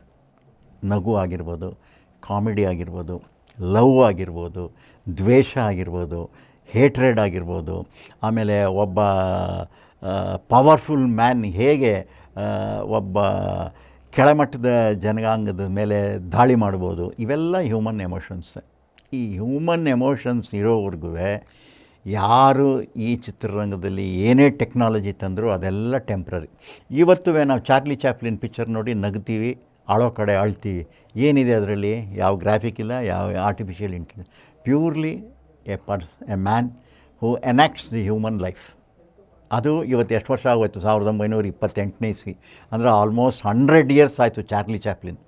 ಇವತ್ತಿಗೂ ಚಾರ್ಲಿ ಚಾಪ್ಲಿನ್ ಕಥೆಗಳು ನೀವು ಸಿಟಿ ಲೈಟ್ ನೋಡಿ, ಗ್ರೇಟ್ ಡಿಕ್ಟೇಟರ್ ನೋಡಿ, ಎಲ್ಲ ಪಿಕ್ಚರ್ಗಳು ಏನಿತ್ತು? ಗ್ರಾಫಿಕ್ ಐತೆ ಅದರಲ್ಲಿ? ಏನೂ ಇಲ್ಲ, ಬರೀ ಹ್ಯೂಮನ್ ಎಮೋಷನ್ಸ್ ಇತ್ತು. ಆದ್ದರಿಂದ ಈ ಹ್ಯೂಮನ್ ಎಮೋಷನ್ಸ್ನ ಬಿಟ್ಟರೆ ಕಥೆಗಳು ಯಾವುದು ವರ್ಕೌಟ್ ಆಗೋಲ್ಲ. ಇವೆಲ್ಲ ಟೆಂಪ್ರರಿ. ಇವೆಲ್ಲ ಒಂದು ಪೇಂಟಿಂಗಿಗೆ ಗೋಲ್ಡ್ ಫ್ರೇಮ್ ಹಾಕಿದ್ರು ಅಷ್ಟೇ, ಮರದ ಫ್ರೇಮ್ ಹಾಕಿದ್ರು ಅಷ್ಟೇ, ಸಿಲ್ವರ್ ಫ್ರೇಮ್ ಹಾಕಿದ್ರು ಅಷ್ಟೇ, ಪೇಂಟಿಂಗ್ ಮುಖ್ಯ ಆಗುತ್ತೆ. ಇವೆಲ್ಲ ಔಟರ್ ರಿಂಗ್ ಇದೆಯಲ್ಲ, ಅದೆಲ್ಲ ಏನು ವರ್ಕೌಟ್ ಆಗೋಲ್ಲ. ನಿಮ್ಮ ಬಿಡುವಿನ ಸಮಯದಲ್ಲಿ ಈಗ ಬರ್ತಿರೋ ಸಿನಿಮಾಗಳನ್ನ ನೋಡ್ತೀರಾ ಸರ್? ಟೈಮ್ ಆಗುತ್ತಾ? ದಿನ ನೋಡ್ತೀನಿ ನಾನು. ಈಗ ಮೊನ್ನೆ ಅಖಂಡ ನೋಡ್ಕೊಂಬಂದೆ, ಅವತಾರ್ ನೋಡ್ಕೊಂಬಂದೆ, ಧುರಂಧರ್ ನೋಡ್ಕೊಂಬಂದೆ. ಧುರಂಧರ್ 2 ಸರಿ ನೋಡಿದೆ. I wanted to see twice. ಅದರಲ್ಲಿ ಆ ವೈಲೆನ್ಸು ಹೇಗೆ ಸೆನ್ಸಾರ್ನವ್ರು ಬಿಟ್ಟರು, ಅದೆಲ್ಲ ಒಂದಿಷ್ಟು ಕ್ವಶ್ಚನ್ ಮಾರ್ಕ್ಗಳು. ಆಮೇಲೆ ಕನ್ನಡ ಪಿಕ್ಚರ್ ಎಲ್ಲ ನೋಡ್ತೀನಿ ನಾನು. ಈಗ ಮೊನ್ನೆ ಮಾಸ್ಕು ನೋಡಿದೆ, 45 ನೋಡಿದೆ. ಪಿಕ್ಚರ್ ಯಾಕೆಂದರೆ ಪಿಕ್ಚರ್ ನೋಡೋದಿದೆಯಲ್ಲ, ಒಬ್ಬ ಡೈರೆಕ್ಟ್ರು ಅದನ್ನು must in the is life. ಕಾರಣ ಏನಂದರೆ ನಮ್ಮ ಆಲೋಚನೆಗಳಿಗೆ ಉತ್ತರ ಸಿಗೋದೇ ಸಿನಿಮಾ ಥಿಯೇಟ್ರ್ ಒಳಗಡೆ. ನಾನು ಸಿನಿಮಾ ನೋಡ್ತಾಯಿರೋ ಅಕ್ಕಪಕ್ಕ ನೋಡ್ತಾ ಇರ್ತೀನಿ. ಏಕೆಂದರೆ ಈ ಆಡಿಯನ್ಸ್ ಅದನ್ನು ಏನು ರಿಸೀವ್ ಮಾಡ್ತಾ ಇದ್ದಾನ, ಇಲ್ಲ ನೆಗ್ಲೆಕ್ಟ್ ಮಾಡ್ತಾ ಇದ್ದಾನ, ರಿಜೆಕ್ಟ್ ಮಾಡ್ತಾ ಇದ್ದಾನ, ಅವನು ಒಂದು ಸ್ವಲ್ಪ ಖುಷಿಯಾಗಿದ್ದರೆ ಎಷ್ಟು ಚೆನ್ನಾಗಿ ಸಿನಿಮಾನ ರಿಸೀವ್ ಮಾಡ್ತಾನೆ, ಅವನಿಗೊಂಚೂರು ಬೋರ್ ಹೊಡೆದ್ರೆ ಹೇಳ್ತಾನೆ, ಹೋಗ್ತಾನೆ, ಹೊರಗಡೆ ಹೋಗ್ತಾನೆ, ಬರ್ತಾನೆ. ಈ ಥರದ್ದೆಲ್ಲ ವಿಷಯಗಳನ್ನ ನಾವು ಕಲಿಯೋಕ್ಕೆ ಸಿಗೋದು ಥಿಯೇಟ್ರ್ ಒಳಗಡೆ. ಆದ್ದರಿಂದ ನಾವು ಥಿಯೇಟ್ರಿಗೆ ಹೋಗಲೇಬೇಕು, ಥಿಯೇಟ್ರಲ್ಲಿ ನೋಡಲೇಬೇಕು. ಯಾಕೆಂದರೆ ಒಂದು ಕಡೆ ಆಲ್ಫ್ರೆಡ್ ಹಿಚ್ಕಾಕ್ ಹೇಳ್ತಾನೆ, the 10 feet lag in your film can hang you in the theatre. ಅಂದರೆ ಒಂದು 10 ಅಡಿ ಅಂದರೆ ಮ್ಯಾಟ್ರ್ ಆಫ್ 15 ಸೆಕೆಂಡು 20 ಸೆಕೆಂಡು ನೀವು ಬೋರ್ ಮಾಡಿದ್ರೆ ನಿಮ್ಮನ್ನು ನೇಣಾಕ್ಬಿಡುತ್ತೆ ಆ 10 ಸೆಕೆಂಡ್ ಅಂತ. ಅದು ಭಾಳ ಕರೆಕ್ಟ್ ಮಾತು. ಅದಕ್ಕೆ ಅದು ಎಕ್ಸ್ಪೀರಿಯೆನ್ಸ್ ಎಲ್ಲಿ ನೀವು ಮನೇಲಿ ಕೂತ್ಕೊಂಡು ಅವೆಲ್ಲ ಮಾಡೋಕ್ಕಾಗಲ್ಲ. You have to go to theatre, sit with audience, see all kind of films. Action ನೋಡಿ, ಲವ್ ನೋಡಿ, ಕಾಮಿಡಿ ನೋಡಿ, ಮೈಥಾಲಜಿಕಲ್ ನೋಡಿ, ಈ ಥರ ಹಲವಾರು ಕಥೆಗಳು ಬರ್ತಾಯಿದೆ ಪ್ರಪಂಚದಲ್ಲಿ ಇವತ್ತು. ಆದ್ದರಿಂದ ನಾವು ಥಿಯೇಟ್ರಿಗೆ ಹೋಗ್ತೀನಿ. ನಾನು ವಾರಕ್ಕೆ 2 ಪಿಕ್ಚರು, ದಿನ ರಾತ್ರಿ 1 ಪಿಕ್ಚರ್. ನೆಟ್ಫ್ಲಿಕ್ಸಲ್ಲಿ ಕೆಲವು ಯುರೋಪಿಯನ್ ಫಿಲಮ್ಸ್ ಎಲ್ಲ ನಮ್ಗೆ ಸಿಗೋಲ್ಲ, ಅದನ್ನು ಅಲ್ಲಿ ನೋಡೋದು ಅಷ್ಟೇ. ಎಷ್ಟು ಕಲಿತಿದ್ರು ಇದಕ್ಕೆ ದಿ ಎಂಡ್ ಇಲ್ಲ. ಇದು ಒಂಥರ ಯಾವತ್ತೂ ಎಲ್ಬೋರ್ಡ್ ಹಾಕ್ಕೊಂಡೇ ಇರಬೇಕು. You should be a learner. ಇವು ಕಾಣಿಸೆ ನಾನು ಆಗೋಯ್ತು, ನನ್ನ PhD ಸಿಕ್ಬಿಡ್ತು, ನಾನು IAS ಮಾಡಿ. ಈಗ ಒಂದು IAS ಒಂದು ಸರಿ ಓದ್ಬಿಟ್ರೆ ಅವರ ಲೈಫಲ್ಲಿ ಇನ್ನು ಓದಬೇಕಾಗಿಲ್ಲ. ನಮ್ದು ಹಂಗಲ್ಲ, ದಿನ ಓದ್ತಾ ಇರಬೇಕು, ದಿನ ಅಪ್ಡೇಟ್ ಆಗ್ತಾ ಇರಬೇಕು, ಟೆಕ್ನಾಲಜಿಗೆ ಅಪ್ಡೇಟ್ ಆಗಬೇಕು, ಹ್ಯೂಮನ್ ಎಮೋಷನ್ಸ್ಗೆ ಅಪ್ಡೇಟ್ ಆಗಬೇಕು. ಹೀಗೆ ಸರ್, ಒಂದು ಪ್ರಶ್ನೆ ಕೇಳದೆ ಹೋದರೆ ಈ ಇಂಟರ್ವ್ಯೂ ಅಪೂರ್ಣ ಅನ್ನಿಸ್ಕೊಳ್ಳುತ್ತೆ. ಅಣ್ಣವರು, ವಿಷ್ಣು ಸರ್ರು, ಅಂಬಿ ಸರ್ ಜೊತೆಗೆ ನಿರಂತರವಾಗಿ ಆ ಸಮಯದಲ್ಲಿ ಹೆಜ್ಜೆ ಹಾಕಿದವರು, ಕಷ್ಟ ಸುಖಗಳನ್ನು ಹಂಚಿಕೊಂಡವರು, ಸಿನಿಮಾ ಮಾಡಿದವರು. ನೀವು ಒಬ್ಬ ಗೆಳೆಯನಾಗಿ, ಒಡನಾಡಿಯಾಗಿ ಇವತ್ತು ಆ 3 ರತ್ನಗಳನ್ನ ಹೇಗೆ ಮಿಸ್ ಮಾಡ್ಕೊಳ್ತೀರಾ? ರಾಜ್ಕುಮಾರ್ ಅವರು ನಾನು 54ನೇ ಇಸ್ವಿಲಿ ಅವ್ರ ಜೊತೇಲಿ ಆ್ಯಕ್ಟ್ ಮಾಡಿದ್ದೆ. ಅಂದರೆ ನಮ್ಮ ತಂದೆಯವರ ಪಿಕ್ಚರಲ್ಲಿ. ಯಾಕೆಂದರೆ ರಾಜ್ಕುಮಾರ್ ಅವರು ಬಂದಿದ್ದೇ ನಮ್ಮ ಕಂಪ್ನಿದ ಫಸ್ಟ್ ಪಿಕ್ಚರ್ ಶ್ರೀನಿವಾಸ ಕಲ್ಯಾಣ ಅಂತ. ಅದು ಅವರೇ ಹೇಳ್ಕೊಂಡಿದ್ದಾರೆ. ಆಮೇಲೆ ನಾನು ಅವ್ರ ಜೊತೆ ಆ್ಯಕ್ಟ್ ಮಾಡಿದಾಗ ಆವಾಗಲಿಂದ ಅವ್ರು ನನಗೆ ಗೊತ್ತು. ವಿಷ್ಣುವರ್ಧನ್ ಅವ್ರ ತಂದೆ ನಮ್ಮ ತಂದೆಯವ್ರ ಜೊತೆ ಕೆಲಸ ಮಾಡ್ತಾಯಿದ್ರು. ವಿಷ್ಣುವರ್ಧನ್ ನಾನು ಚಡ್ಡಿ ದೋಸ್ತಿಗಳು. ನಮ್ಮ ಆಫೀಸಲ್ಲಿಂದ ಅವ್ರ ತಂದೆ ಜೊತೆ ಸೈಕಲಲ್ಲಿ ಬರೋರು. ಆ ಸೈಕಲ್ ತೊಗೊಂಡು ನಾವು ಸುತ್ತಾಯಿದ್ವಿ. ಇನ್ನು ಅಂಬರೀಷು ನಮ್ಮ ಮನೆ ಪಕ್ಕದ ರೋಡಲ್ಲೇ ಇದ್ದು. ಅಂಬರೀಷು, ನಾನು, ನನ್ನ ತಮ್ಮ ಸಂಗ್ರಾಮ್ ಸಿಂಗ್ 3 ಜನನೂ ಒಂದೇ ರೂಮಲ್ಲಿ ಕೆಳಗಡೆ ಇದ್ವಿ.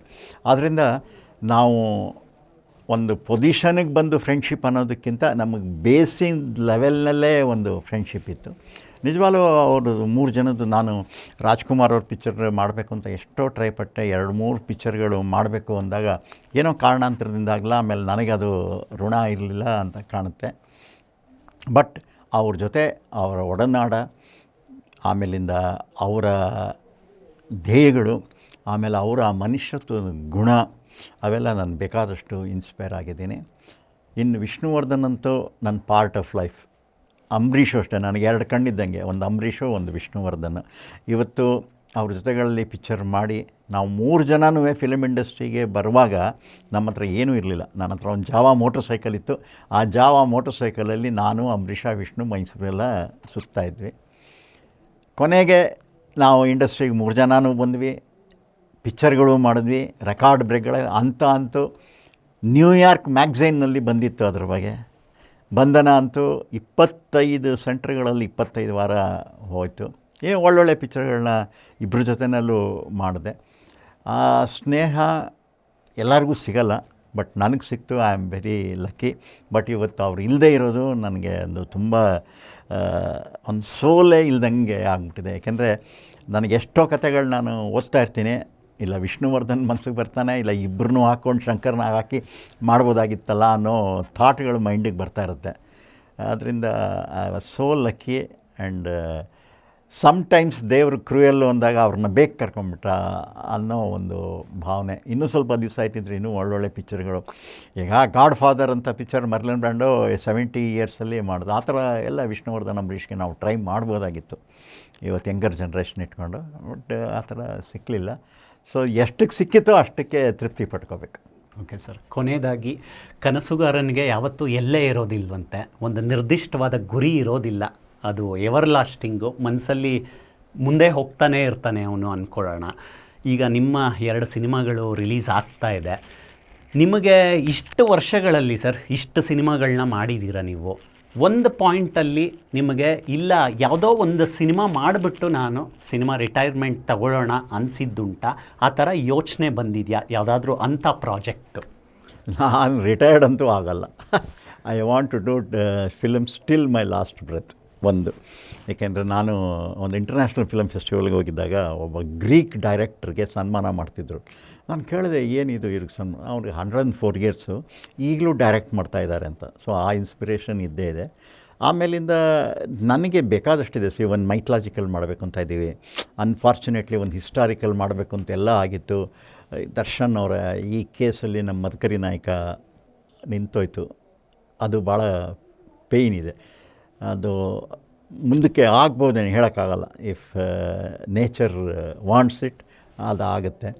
ಆಮೇಲೆ ಇನ್ನೂ ಕೆಲವು ನಮ್ಮ ಗುಲ್ಬರ್ಗ ಆ ಕಡೆ ಕೆಲವು ಕ್ಯಾರೆಕ್ಟರ್ಸ್ ಇದೆ. ನಾನು ಮೊನ್ನೆ ಗುಲ್ಬರ್ಗಾಗೆ ಹೋದಾಗ ರಾಜ ವೆಂಕಟಪ್ಪ ನಾಯಕನ ಕತೆ ಪೂರ ತಿಳ್ಕೊಂಡು ಓದ್ಕೊಂಡು ಬಂದೆ. ಯಾರ್ಯಾರೋ ಟ್ರೈ ಮಾಡಿದ್ರು, ಅದು ಆಗಲಿಲ್ಲ. ಅದು ಒಳಗಡೆ ಕತೆ ನೋಡಿದ್ರೆ ಇಟ್ ಈಸ್ ಸಮಥಿಂಗ್ ಫ್ಯಾಂಟಾಸ್ಟಿಕ್. ಅಲ್ಲಿಂದ ಬಂದರೆ ಕೃಷ್ಣದೇವರಾಯನದು ಮಾಸ್ತಿ ವೆಂಕಟೇಶ್ ಅಯ್ಯಂಗಾರ್ ಅವ್ರದ್ದು ನಾನು ಪುನೀತ್ಗೆ ಪುನೀತ್ ಒಪ್ಕೊಂಡಿದ್ರು ಮಾಡೋಕ್ಕೆ. ಫೋಟೋ ಸೆಷನ್ಗೆಲ್ಲ ರೆಡಿ ಆಯಿತು. ಅಷ್ಟರಲ್ಲಿ ಆ ಕುಮಾರ್ ರಾಮ ಫಿಲಮ್ ಸ್ವಲ್ಪ ಹೋಗಲಿಲ್ಲ, ಅವರು ಸ್ವಲ್ಪ ಜೋಡಿದ್ರು. ಅದು ಒಂದು ಕತೆ ತುಂಬ ಚೆನ್ನಾಗಿದೆ. ಆಮೇಲೆ ಸೋಷಿಯಲ್ನಲ್ಲಿ ಕೆಲವು ಇವತ್ತು ಅಂಬೇಡ್ಕರ್ ಸಂವಿಧಾನದ ಒಂದು ಇದರಲ್ಲಿ ಒಂದು ಕತೆ ಅನ್ಕೋತಾ ಇದ್ದೀನಿ. ಏನು ಅಂದರೆ ಸಂವಿಧಾನ ಬರೀ ಪುಸ್ತಕದಲ್ಲಿರಬೇಕಾ, ಆಚರಣೆಯಲ್ಲಿರಬೇಕಾ ಅಂತ. ಬರೀ ಪೊಲಿಟಿಕಲ್ ಪಾರ್ಟೀಸು ಆ ಸಂವಿಧಾನ ಅಂಬೇಡ್ಕರ್ನ ತೋರಿಸ್ಕೊಂಡು ಏನೂ ಮಾಡ್ತಾಯಿಲ್ಲ. ಈಗ ಇಲ್ಲಿ ಉದಾಹರಣೆಗೆ ಇವಾಗ ಎಷ್ಟೋ ಅವ್ರ ದುಡ್ಡುಗಳೆಲ್ಲ ಮಿಸ್ಯೂಸ್ ಆಗಿಬಿಟ್ಟಿದೆ ಅಂತ ಬರ್ತಾಯಿದೆ. ಈ ಥರ ಬರೀ ಅದನ್ನು ತೋರಿಸ್ಕೊಂಡೇ ಶೀಲ್ಡಾಗಿ ಹೋಗ್ತಾ ಇದ್ದಾರೆ. ದಿ ರಿಯಾಲಿಟಿ ಏನು, ಯಾವ ಥರ ಆ ರಿಯಾಲಿಟಿ ಸಿಗಬೇಕು, ಯಾವ ಥರ ಅಂಬೇಡ್ಕರ್ ಅವರ ಆಶ್ವಾಸನೆಗಳು, ಆಸೆಗಳೇನಿತ್ತು, ಅದು ಹೇಗೆ ಒಂದು ಕಾಮನ್ ಮ್ಯಾನ್ಗೆ ರೀಚ್ ಆಗಬೇಕು, ಈ ಥರ ಹಲವಾರು ಕಥೆಗಳು ಓಡ್ತಾ ಇರುತ್ತೆ. ನಾನು ಒಂದು 3 ಪೇಪರ್ ಓದ್ತೀನಿ ದಿನ. ಅದರಲ್ಲೂ ಕೆಲವು ಕಥೆಗಳು ಬಂದಿರುತ್ತೆ, ಕೆಲವು ಪುಸ್ತಕಗಳಾಗಲಿ, ಕೆಲವು ಇನ್ಸಿಡೆಂಟ್ಗಳಾಗಲಿ. ಅದು ನೋಡುವಾಗ ಅದೊಂದು ಸಿನಿಮಾ ಅಳವಡಿಸ್ಕೋಬೋದಾ ಅನ್ನೋ ಒಂದು ಮೈಂಡಲ್ಲಿ ಆ ಪ್ರೋಸೆಸ್ ಮಾಡ್ತಾನೆ ಇರ್ತೀನಿ ನಾನು. ಇದನ್ನು ಯಾವ ಥರ ಓಪನ್ ಮಾಡ್ಬೋದು, ಯಾವ ಥರ ಮಿಡ್ಲ್ ಇಡ್ಬೋದು, ಒಂದು ಸಿನಿಮಾಗೆ ಏನು ಕ್ಲೈಮ್ಯಾಕ್ಸ್ ಮಾಡ್ಬೋದು, ಪೊಲಿಟಿಕಲ್ ಇವತ್ತು ಯಾವ ಥರ ಇದೆ ಎಲ್ಲ ಆ ಥರದಲ್ಲಿ ನಡೀತಾನೆ ಇರುತ್ತೆ. Thank you so much for your time. ಈ ಉತ್ಸಾಹ ನಿರಂತರವಾಗಿ ಜಾರಿಯಲ್ಲಿರಲಿ ಸರ್. Thank you. ನಮ್ಮ ಪ್ರೇಕ್ಷಕರು ಎಲ್ಲಿವರೆಗೂ ನಮ್ಮನ್ನು ಆಶೀರ್ವಾದ ಮಾಡ್ತಾ ಇರ್ತಾರೋ ಅಲ್ಲಿವರೆಗೂ ಸಿನಿಮಾ ಮಾಡ್ತಾನೆ ಇರ್ತೀವಿ ಅಷ್ಟೇ. ಥ್ಯಾಂಕ್ ಯು, ನಮಸ್ಕಾರ. ನೋಡಿದ್ರಲ್ಲ ವೀಕ್ಷಕರೇ, never again never before Rajendra Singh Babu sir ಮಾತುಗಳನ್ನು ಕೇಳ್ತಾ ಹೋದರೆ ನಮಗೆ ಏನು ಮಾಡಬೇಕು ಅನ್ನೋದು ಗೊತ್ತಿರಬೇಕು, ಏನು ಮಾಡಬಾರ್ದು ಅನ್ನೋದು ಸ್ಪಷ್ಟವಾಗಿ ಅರಿವಿರಬೇಕು. ಇಷ್ಟು ವರ್ಷಗಳ ಕಾಲ ರಾಜೇಂದ್ರ ಸಿಂಗ್ ಬಾಬು ಸರ್ ಸಿನಿಮಾ ಸೇವೆಯನ್ನು ನೋಡಿದ್ದೀವಿ. ಇದು ನಿಜವಾಗ್ಲೂ ಕ್ರಿಕೆಟ್ ಭಾಷೆಯಲ್ಲಿ ಹೇಳೋದಾದರೆ ಮತ್ತೆ ಸೆಕೆಂಡ್ ಇನ್ನಿಂಗ್ಸು. ಕನ್ನಡಿಗರ ಪ್ರೋತ್ಸಾಹ, ಆಶೀರ್ವಾದ, ಪ್ರೀತಿ ಸದಾಕಾಲ ರಾಜೇಂದ್ರ ಸಿಂಗ್ ಬಾಬು ಸರ್ ಪರವಾಗೇ ಇರಲಿ ಅನ್ನುವಂಥ ಒಂದು ಆಶಯದ ಜೊತೆಗೆ ನಾನು ಈ ಕಾರ್ಯಕ್ರಮವನ್ನು ಮುಗಿಸ್ಕೊಡ್ತಾ ಇದ್ದೀನಿ. ನಿಖರವಾದ ಪ್ರಖರವಾದ ಸುದ್ದಿಗಾಗಿ ನೋಡ್ತಾ ಇರಿ ಕರ್ನಾಟಕ ನ್ಯೂಸ್ ಬೀಟ್. ನ್ಯಾಯ ನಮ್ಮೊಂದಿಗೆ, ನಾವು ನಿಮ್ಮೊಂದಿಗೆ. ನಮಸ್ಕಾರ.